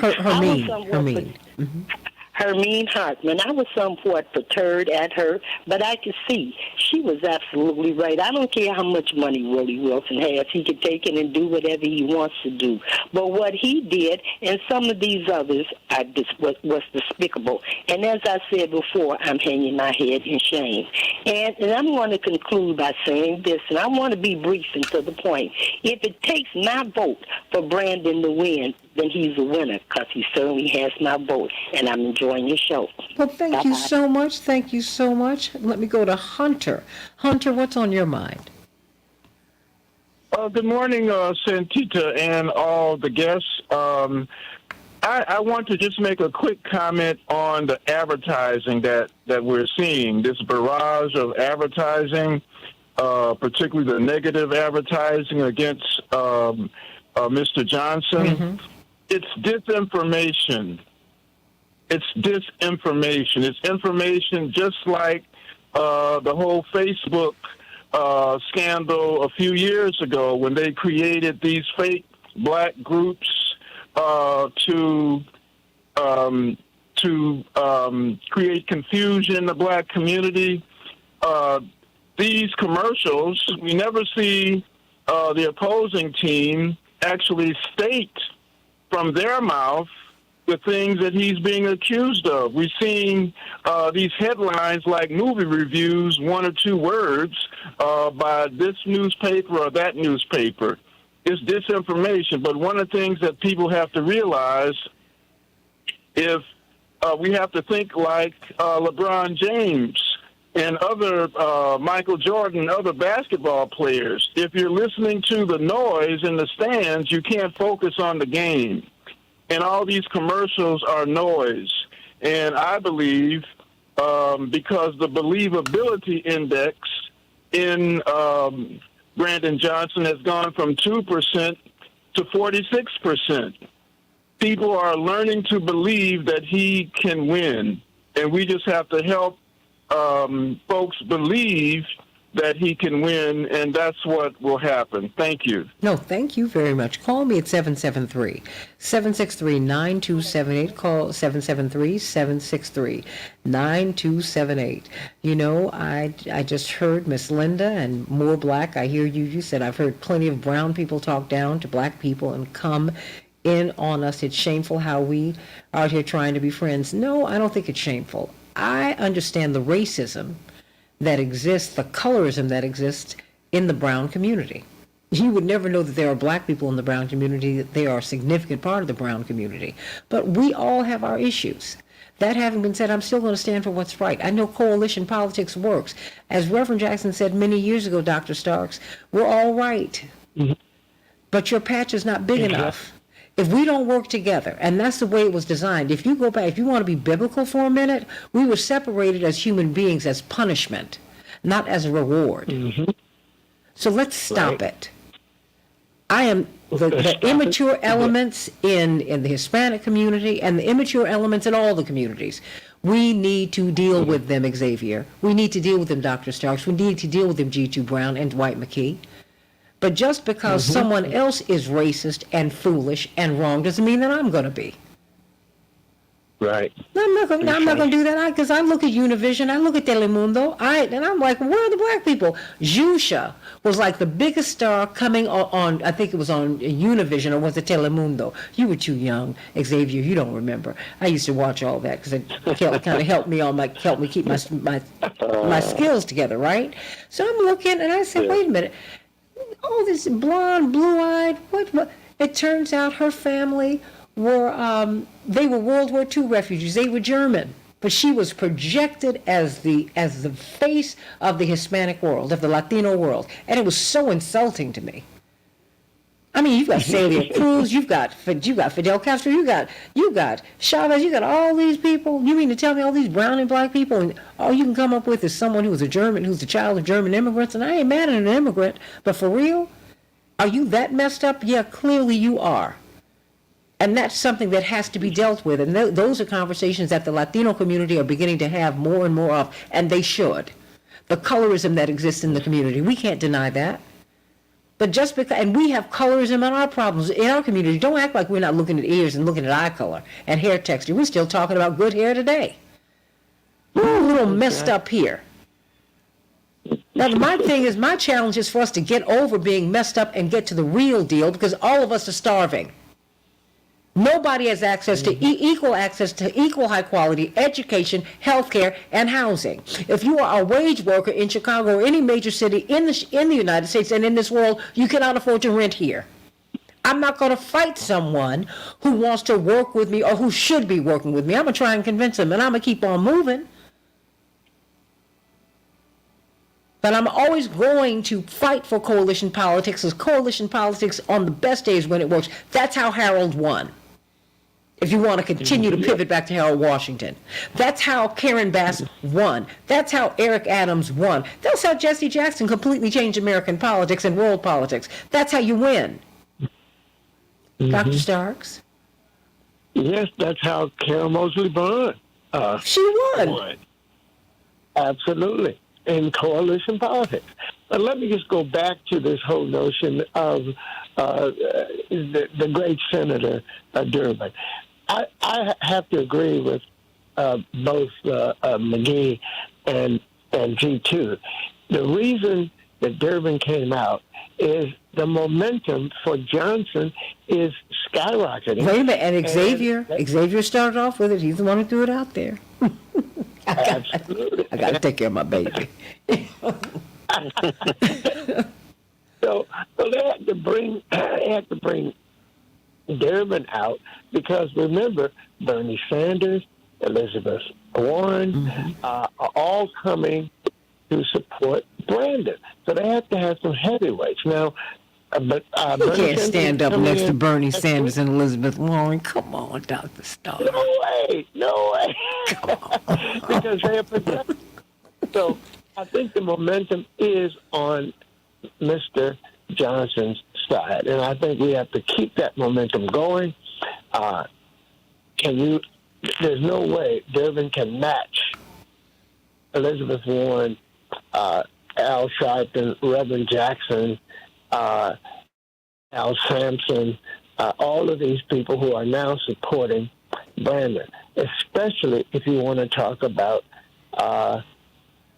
coalition politics, because those progressives have support across race and ethnicity. And that is what they are afraid of. And of course, their appearances, their rallies are going to escalate the momentum for Mr. Johnson. G2 Brown, your thoughts?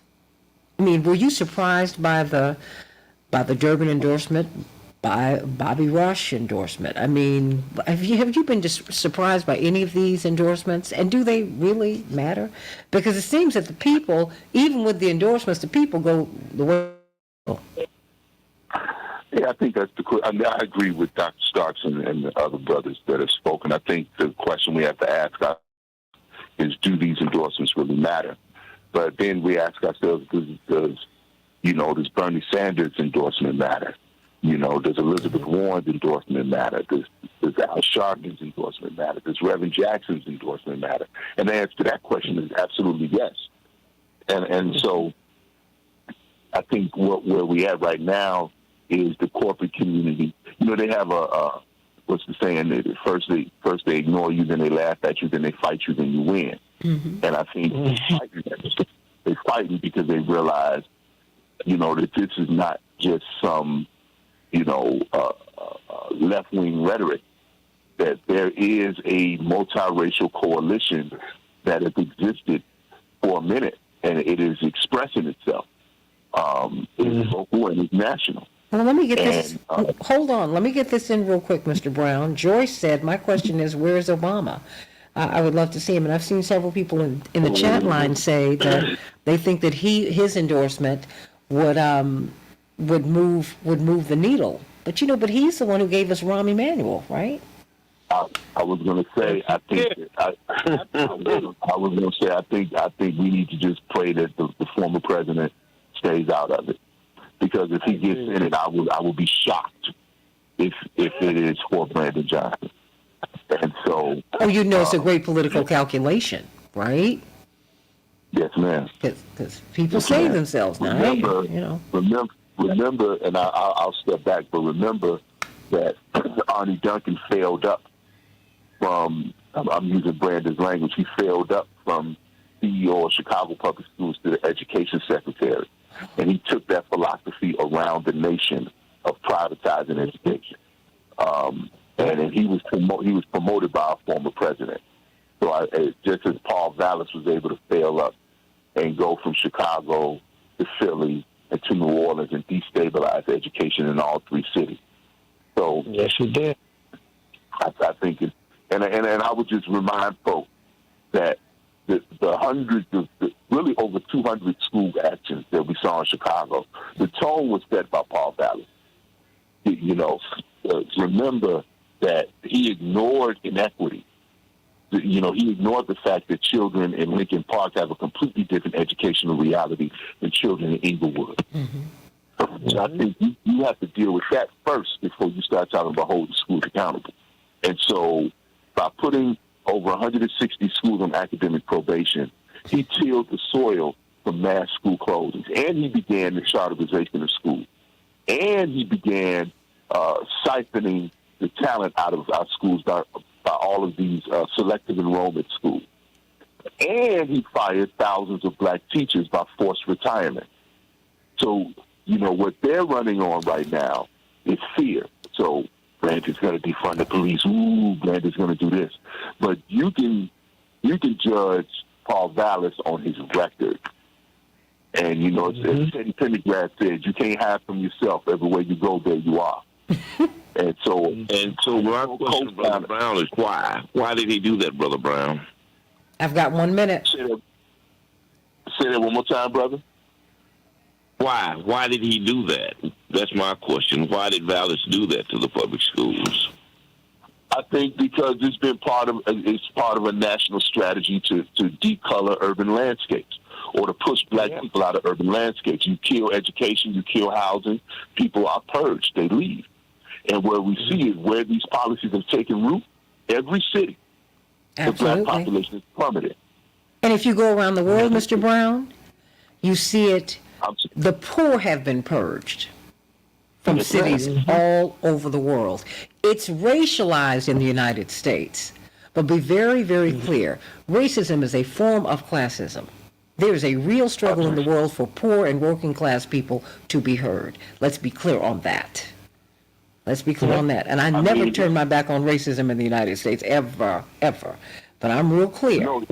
The games that are being played. Can you stay right here? I got about 30 seconds for you, Mr. Brown, and everyone. I want you all to stay because I would love to get some real closing thoughts from you on the other side on the Santita Jackson Show YouTube channel. 30 seconds, G2 Brown. He's promoting vouchers. Vouchers were created in Chile, but they were created by the University of Chicago, Milton Friedman and the Chicago Board. And it turned Chile into the first voucher nation in the world, one of the most inequitable systems in the world. Paul Vallis's policies are nothing but the American Legislative Executive Council, ALEC, which is a right-wing legislative organization that creates policy to promote white supremacy. And so I think that is it's very clear who this man is. And I think that what is necessary now is not only to get Brandon in office, but the opportunity for us to start now creating a conscious constituency so that we can hold Brandon, Harold, anybody accountable. I think is going to be very important. The stronger and more organized we are, the stronger and more forceful he can be. Hey, everybody, stay right here. I'm going to get some closing thoughts from this magnificent panel on the Santita Jackson Show channel on YouTube and the Santita Jackson and Friends page. Santita Jackson and Friends, everybody. Congratulations to Roman and John. You won these 2 pair of tickets. Love you, love you, love you, everybody. Can't wait to see you on Friday. Can't wait to be with you tomorrow, Lord willing, on the Santita Jackson Show. Well, let's continue. I want to get some closing thoughts. Xavier, you've been listening for a minute, and I can't believe you've been so quiet, Xavier. Oh, I don't want to interrupt, but I definitely got a quick comment to say. First of all, happy birthday, Brandon Johnson. We forgot. Today's his birthday. Oh, happy birthday. Let me go ahead and do that right now. Happy birthday, Brandon Johnson. Okay. Yes. Let me send that young text. Really important. Like, when we talk about do the endorsement matters, the great Kevin Lampy was on the Keep Hope Alive show yesterday, and he said, that's still resonating, Santita. He said, we are moving from persuasion to motivation in this election. The question is, the real question we're not asking is, are these endorsements for persuasion or for motivation? It is clear that Durbin's the goal of Durbin's endorsement was to continue persuasion. Hey, look, Dallas really is a Democrat. But we're beyond that. At this point, it's about motivation. And I will tell you that I believe that a Bernie will actually motivate more folks to come out to vote. Absolutely, he will.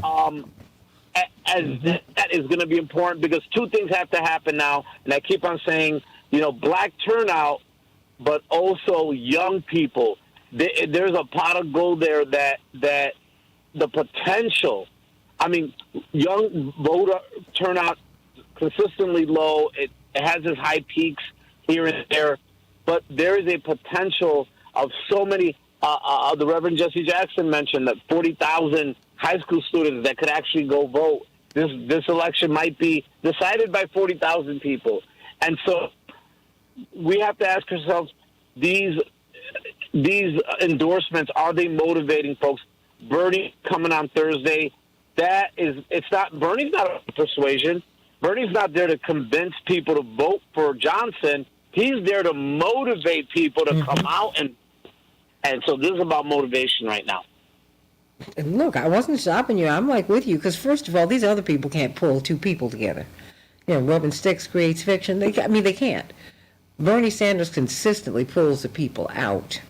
That's why I don't buy into all this ageist discussion about, people being too old. No. If you look tired, you are tired. But if you look like you're energetic and you, as Dwight McKee pointed out some years ago, Bernie Sanders looks like he's ready for the fight, and he is. That's what I want. I don't want some young man who's cool and ain't ready for the fight. I want someone who's ready for the fight, who's ready to take it to them, and I'm willing to support you and push you to help you, make you do what I need, what I sent you there to do. Now, if we learned nothing in the Obama years, we should have learned that. You can love someone all you want, but if you don't put fire behind them and make them do what you want, then you'll have what you want, but you won't get what you need, and that's a mistake. Don't ever make that mistake again. Don't ever do that. Don't get caught up in the shine. You will get burned. Okay? Get who you want, but more than that, get what you need. And if you don't get who you want, you still get what you need, because that's the nature of politics. Boom. Understand how power works. Mr. Brown?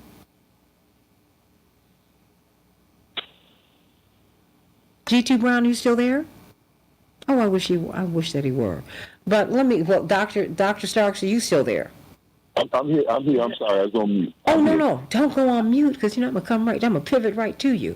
I mean, I just think that we have to learn how the system works, Mr. Brown, and know that we've got to advocate until the last day. I mean, not the last day of the election cycle, until the last day someone's in office. You got to continue to push. That's why people get pardons on the last day that the president's out of office. He's getting pressed. Hopefully one day they're getting pressed until they get out of office.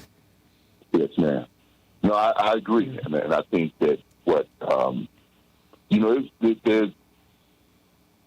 there's a need to revitalize the spirit of community organizing in Black communities that we really haven't seen in the organized way since civil rights and Black Power movement. We do a lot of social services, but I think that notion of being able to organize for power was kind of terrorized out of our community. And so it's time for that again. It's time for folks to build organizations, young people to build organizations that speak truth to power, or I often say speak power to power. And I think so there's an element of it that still exists, and I think that is what's helping to galvanize this moment. But I think in order to hold even our best elected officials accountable and to prepare a bench, and not just a bench where it's a black face. We see what that's got. Thank you. Oh. But, people with the views and values of accountability, of really protecting people over property and product, there has to be a different belief system that it's driving people, because right now, I know for me, Ms. Jackson, walking down 47th Street, I had to look young people in the face. And how can I be a man and I can't even make sure that you have a decent school to go to? How can I be a man and I can't make sure that the police are accountable? Right? That's on us. And so it's amazing to me that our womanhood and manhood can just be for sale like it is. And, a man that has ravaged, and I'm not being dramatic, these young people that are doing drive-bys, these young people that are snatching elders out of their cars, who are they? These are the children of school closing. They didn't just close 5 schools. Chicago Public Schools went from 600,000 students to barely 300,000. Mm-hmm. They ravaged education in our community, and you can stand there with them. We should be chasing them down the street. And we're standing there putting our arms around them. And so we ask ourselves why our young people are in the conditions they are today. The conditions of the youth are directly affected by past generations and what they accepted. We must, have a stronger sense of what our responsibility is to young people. And that will create young people that respect their elders. That will create young people who will actually stand on our shoulders instead of spit on our grave. Well, and also, Mr. Brown, understanding the real history. Because the fact is, the organizing was carried over through the Jackson campaigns. One of the challenges that you have is that many of us, once we get in the room, we forget and we shut the door. And we saw that happen coming out of the 60s. We saw it coming out of the 80s. When I tell you Reverend Jackson could not get a seat at the Democratic convention, and these are black folks he installed in the Democratic Party. We've always been the backbone of the Democratic. No. When we were on the floor in 2012, while Reverend was standing, didn't know he had Parkinson's then. He's standing but he's standing patiently, kind of shifting from foot to foot because we were waiting to see then First Lady Michelle Obama. I guess it might have been, was it 2016? No, it was 2016 or 2012. We were standing in front of the North Carolina delegation, and the head of the delegation was a white gentleman. And he tapped my father on the shoulder. He said, Reverend Jackson, please take my seat. My father said, no, I'm fine. He said, no, sir, please take my seat. He said, no, I'm fine. He said, sir, you just go on and take your seat. He said, Reverend Jackson, with all that you have done, I cannot sit down while you stand. Please don't deny me this blessing. I can't let you stand while I sit down, Reverend. Please take my seat. I'm the head of this delegation. Please take it. This is what we do, G2 Brown, to each other. And we do it to the people who do the most for us. I didn't walk out of there mad or anything. I just said, this is typical. Because I've seen the people who we put in office, the people who we exalt to these positions, they put their rear ends on a platter and tell us to kiss it as soon as they get in. And I'm just saying to you, you got to flex politically so you can make sure that does not happen. And let people know that do not play with me. I sent you here for a specific purpose, and if you don't fulfill that purpose, then I'm going to push you out too. Sister, the late, great Dr. John Henry Clark once said. Yes, who was my neighbor, by the way, in Harlem. Yes, ma'am. We lived in the same building, yes. Oh, wow. And he said that it was not the military of white folks that destroyed us. It was the first time that they came with that trinket, and we wanted that shiny thing. And when they broke our unity, when they broke our oneness, which is our superpower, when they broke our oneness, that's when Africa was doomed. It's a heavy lesson, and we haven't learned it today. Why do you think Harriet Tubman had a rifle? Huh? He said, no. If you turn around, you are going to Tom on me. Either you walk with us, or you got to go. Now, I'm not espousing violence, anyone, but this is where we are. And let me speak to Daniel Perez, because I love Daniel. He has been part of this Morning Star family, and he was talking about the blame that is heaped upon immigrants and the failure to mention the corporations who benefit from their labor and many who are being exploited. That's why I push for coalition politics, Daniel, because black people were brought here on a corporate policy. Dwight McKee talks about it all the time, Dwight. America's business is business. This is an imperial project. Empire is about money. It's about business. Queen Isabella. Yes, Columbus was lost, but he came over here seeking to take the resources from the Americas to take them back to Spain. And then the English followed and everybody else. That's what they do. That's how this has worked out. So instead of getting angry with each other, we need to embrace each other. And look, where we are sick and crazy, yes, let's understand that and let's fight it. Let's call it out and let's fight it. But we need each other. Karen Bass would not be mayor of Los Angeles right now had she not had coalition politics. You have to do that, everybody. And you have it on the principle of that which is fair. Dwight McKee? I just want to touch on one other thing. I think that Brother Brown said is very important. He said that these policies come out of Frieden School of Economics in the University of Chicago.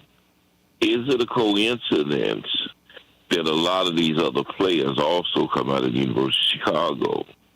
Michelle Obama, Barack Obama, Arnie Duncan, you can name the list, Brandon.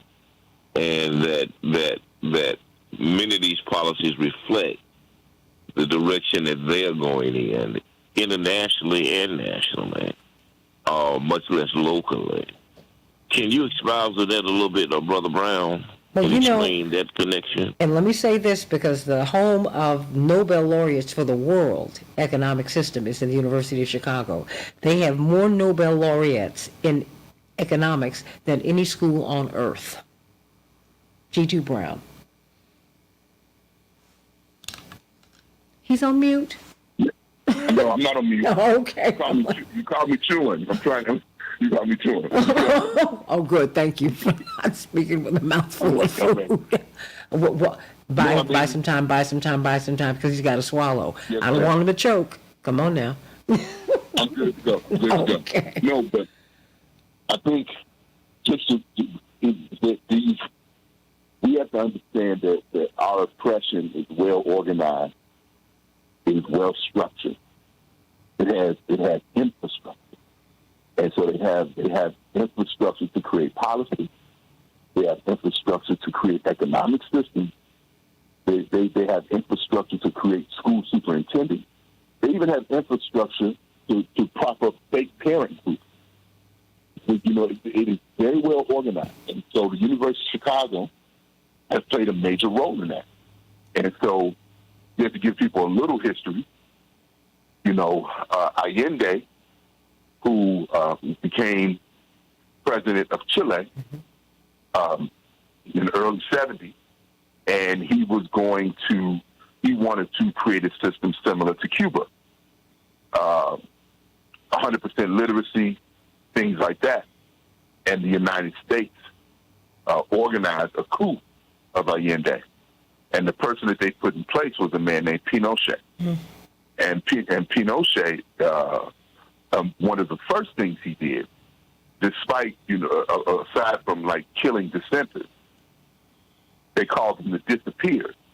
Thousands of people in Chile who were speaking for, a socialist system ended up missing, never to be seen again.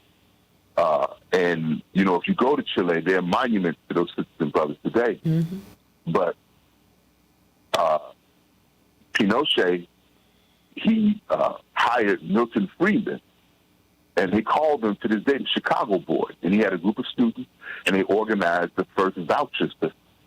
And so the wealthy children got vouchers to go to elite schools.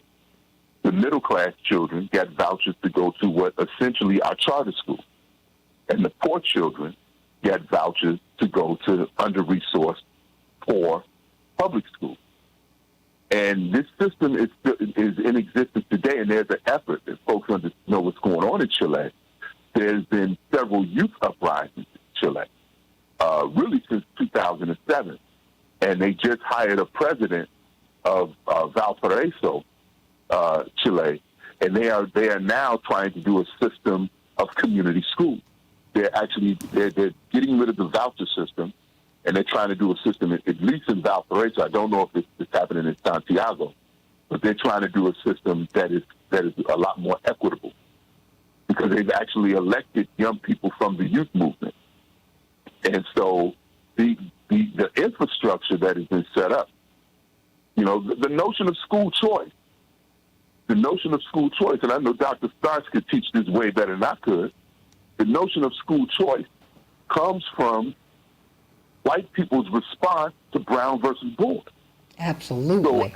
So all of this comes out of the reaction to Brown versus Board of Education. Absolutely. School vouchers, charter schools, the religious schools, all of that is Brown v. Board of Education, because these parents were determined not to have their children go to school with black kids. Brown v. Board of Education was never about black children going to school with white kids. It was about having our tax dollars matter and count on the same, as much on our side of town as it was on their side of town. We already had great schools. We already had great minds that have been. Alain Locke came out of the apartheid system. So did Du Bois. These geniuses came out of our community under apartheid in America. This was about being able to get new books, being able to have schools, teachers get paid, black teachers be paid what white teachers were paid. But we got real confused, G2 Brown, and here we are. Yes, ma'am. All this confusion. Mm-hmm. Just confusion. Oh, it's a lot. But I'm gonna have to begin to close things out. You know, we can talk about this forever, but I know I'm gonna have to go. But I want to hear from you, Xavier, and Dr. Starks, and then Dwight, and then you, G2 Brown, will close us out. I'm giving G2 Brown a chance to go on and finish eating something, because I don't want him to say that I'm never going to be on this show, on your show early again, because I can't get breakfast in. Not going to do that. Xavier, what's on your mind? What do you want us to remember today? I really appreciate this conversation. I think when I first now I'm a veteran here. I've been on the show now a few times. Now your family here. Hello. Yeah, family. That's right. I appreciate that. I when the first show I came on, which was about 2 weeks ago, someone said something that Johnson treats his voters like who they are. They're informed, and voters are smarter than what we give them credit for. And I think that these are the type of discussions that take place in a Johnson world. In a Vallis world, it's a one-trick pony, right? It's, you know, it's all about, look, it's all about just, you know, safety. And I mentioned this earlier in the show, that the media has created this perception that people only care about safety. And when you look at polling, absolutely safety is number one. But there's also a number 2 issue, and there's also a number 3 issue, and there's also a number 4 issue. And so it's not like you look at polling and it's just public safety. People care about jobs. People care about education. There are folks in the lakefront that care about the environment. And I think that not only the strength of Johnson's campaign is not only in the coalition of people, but it's also in the coalition of ideas, right? So I think we should talk a little bit more about that in the next few days. That what's really bringing this coalition of people together also is this coalition of ideas.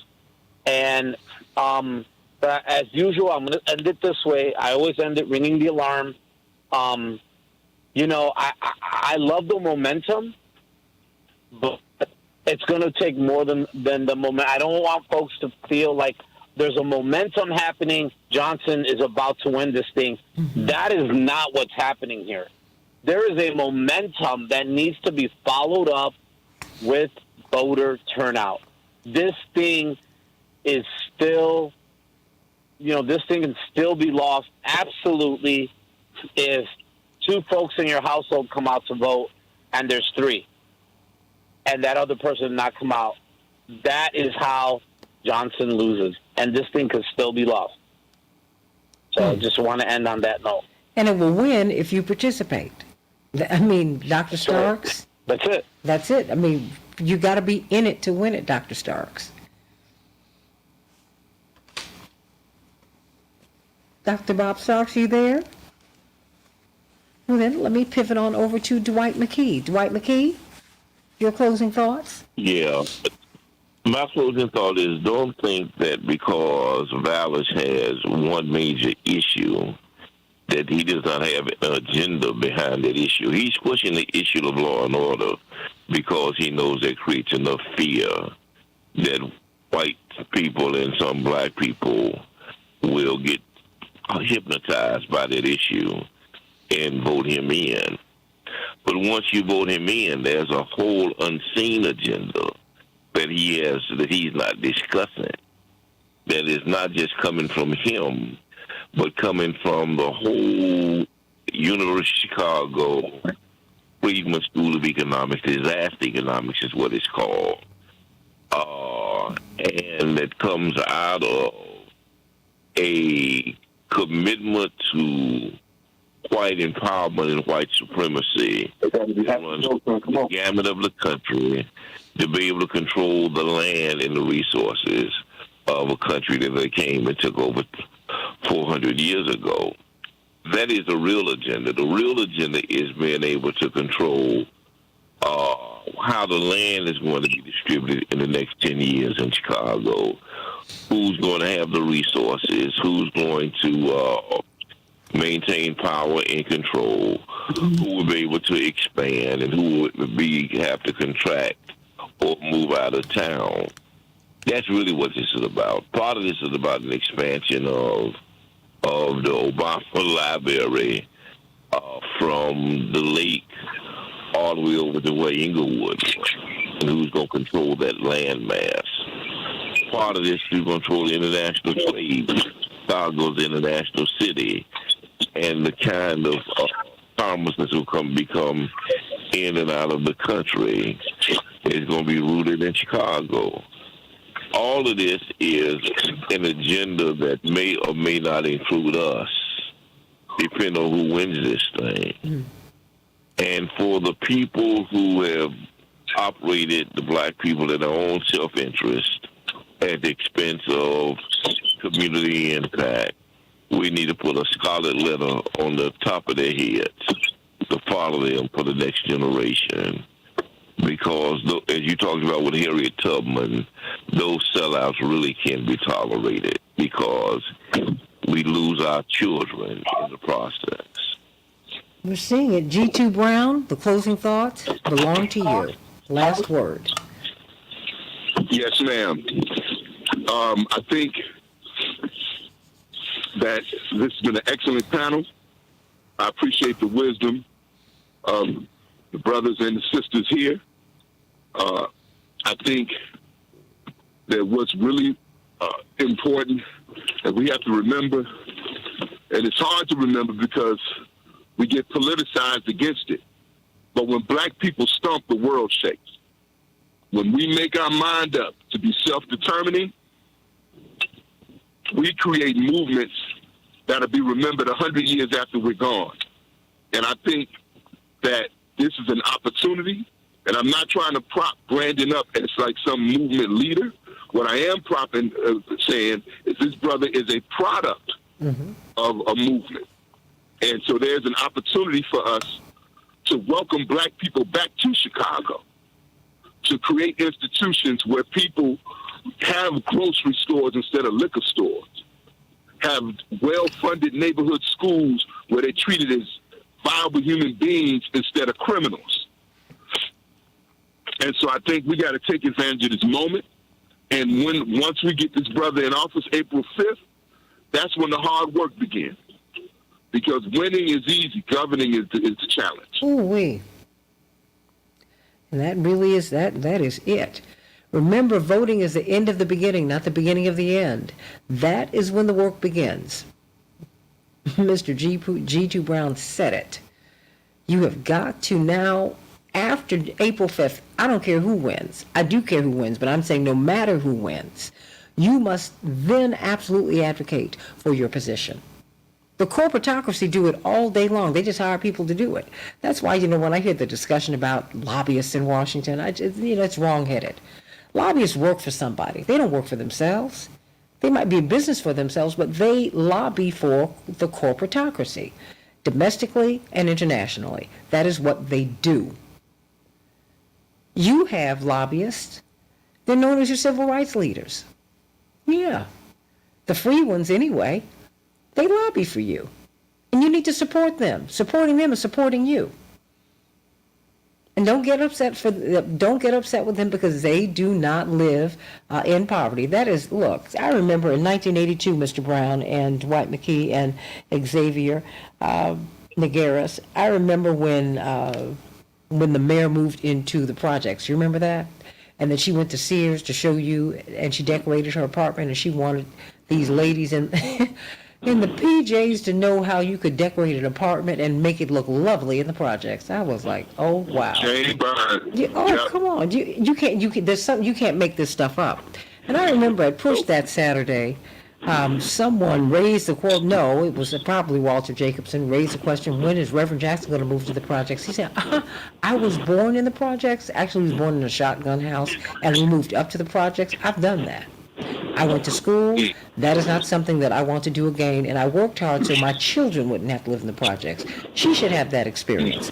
Now, then you come and talk to me about that experience. And why don't we eliminate the conditions that make it possible and make it necessary for people to live in substandard housing, which is what they have turned projects into. That was not the original idea of that either.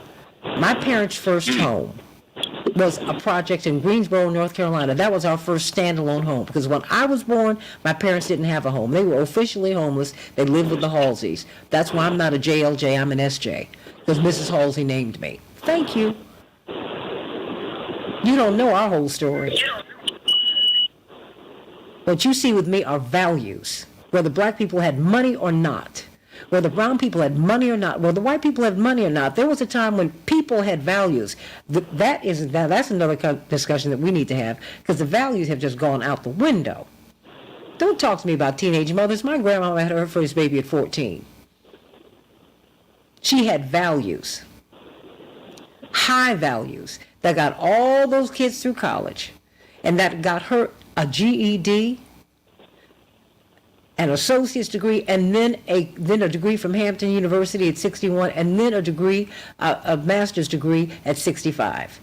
Values. And I'm not saying that the only evidence of that is a degree. No. But what are we doing here? What kind of city do we want? Not just politically, but socially, culturally, spiritually. Think about that, everybody. Everything is on the table nowadays. Think about those things, but get out and vote. Do not let the minority make a majority decision for you. Get out and vote. Vote, vote, vote. Same day on-site registration is available to you. Get out and vote. Do not let anyone tell you that your vote does not matter. In the 60s and 70s, our gangs were hired by right-wingers in the government and outside of the government to spray paint our neighborhoods with messages that told you not to vote. That is a right-wing message, because guess what? They vote. They vote, and they tell their people to get out and vote. Get out and vote. And make this city, this state, this country, and this world what it's supposed to be. Get out and vote. Do it today. I love you, everybody. G2 Brown, Dwight McKee, Dr. Bob Starks, who's not here, he had to go, I'm sure, teach a class, and Xavier Nagaris, and everyone. I love you, love you, love you. It's been a joy being with you today. It's always a privilege. Devin Andrakis, thank you for a great show. Dr. Shanina Knighton. Oh, I love you all. I love you, love you, love you. Have a wonderful day. Get out and vote. And get some other people to vote, too. Thank you, Jewel, up there in New York. But you know how important all of this is. You know how important it is. Get out and vote. I love you, everybody.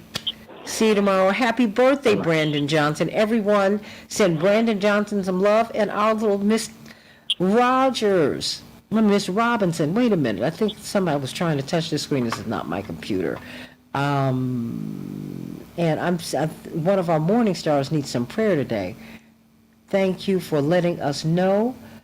Miss Robinson needs some prayer. Everybody send her some love right away. Send her some love. Love's in need of love today, and she needs it. So send it to her right away. Don't delay. Come on, everybody. That's right, Stevie. I love you, everybody. See you tomorrow on the Santita Jackson Show. Thank you all so much for everything. You all are the best.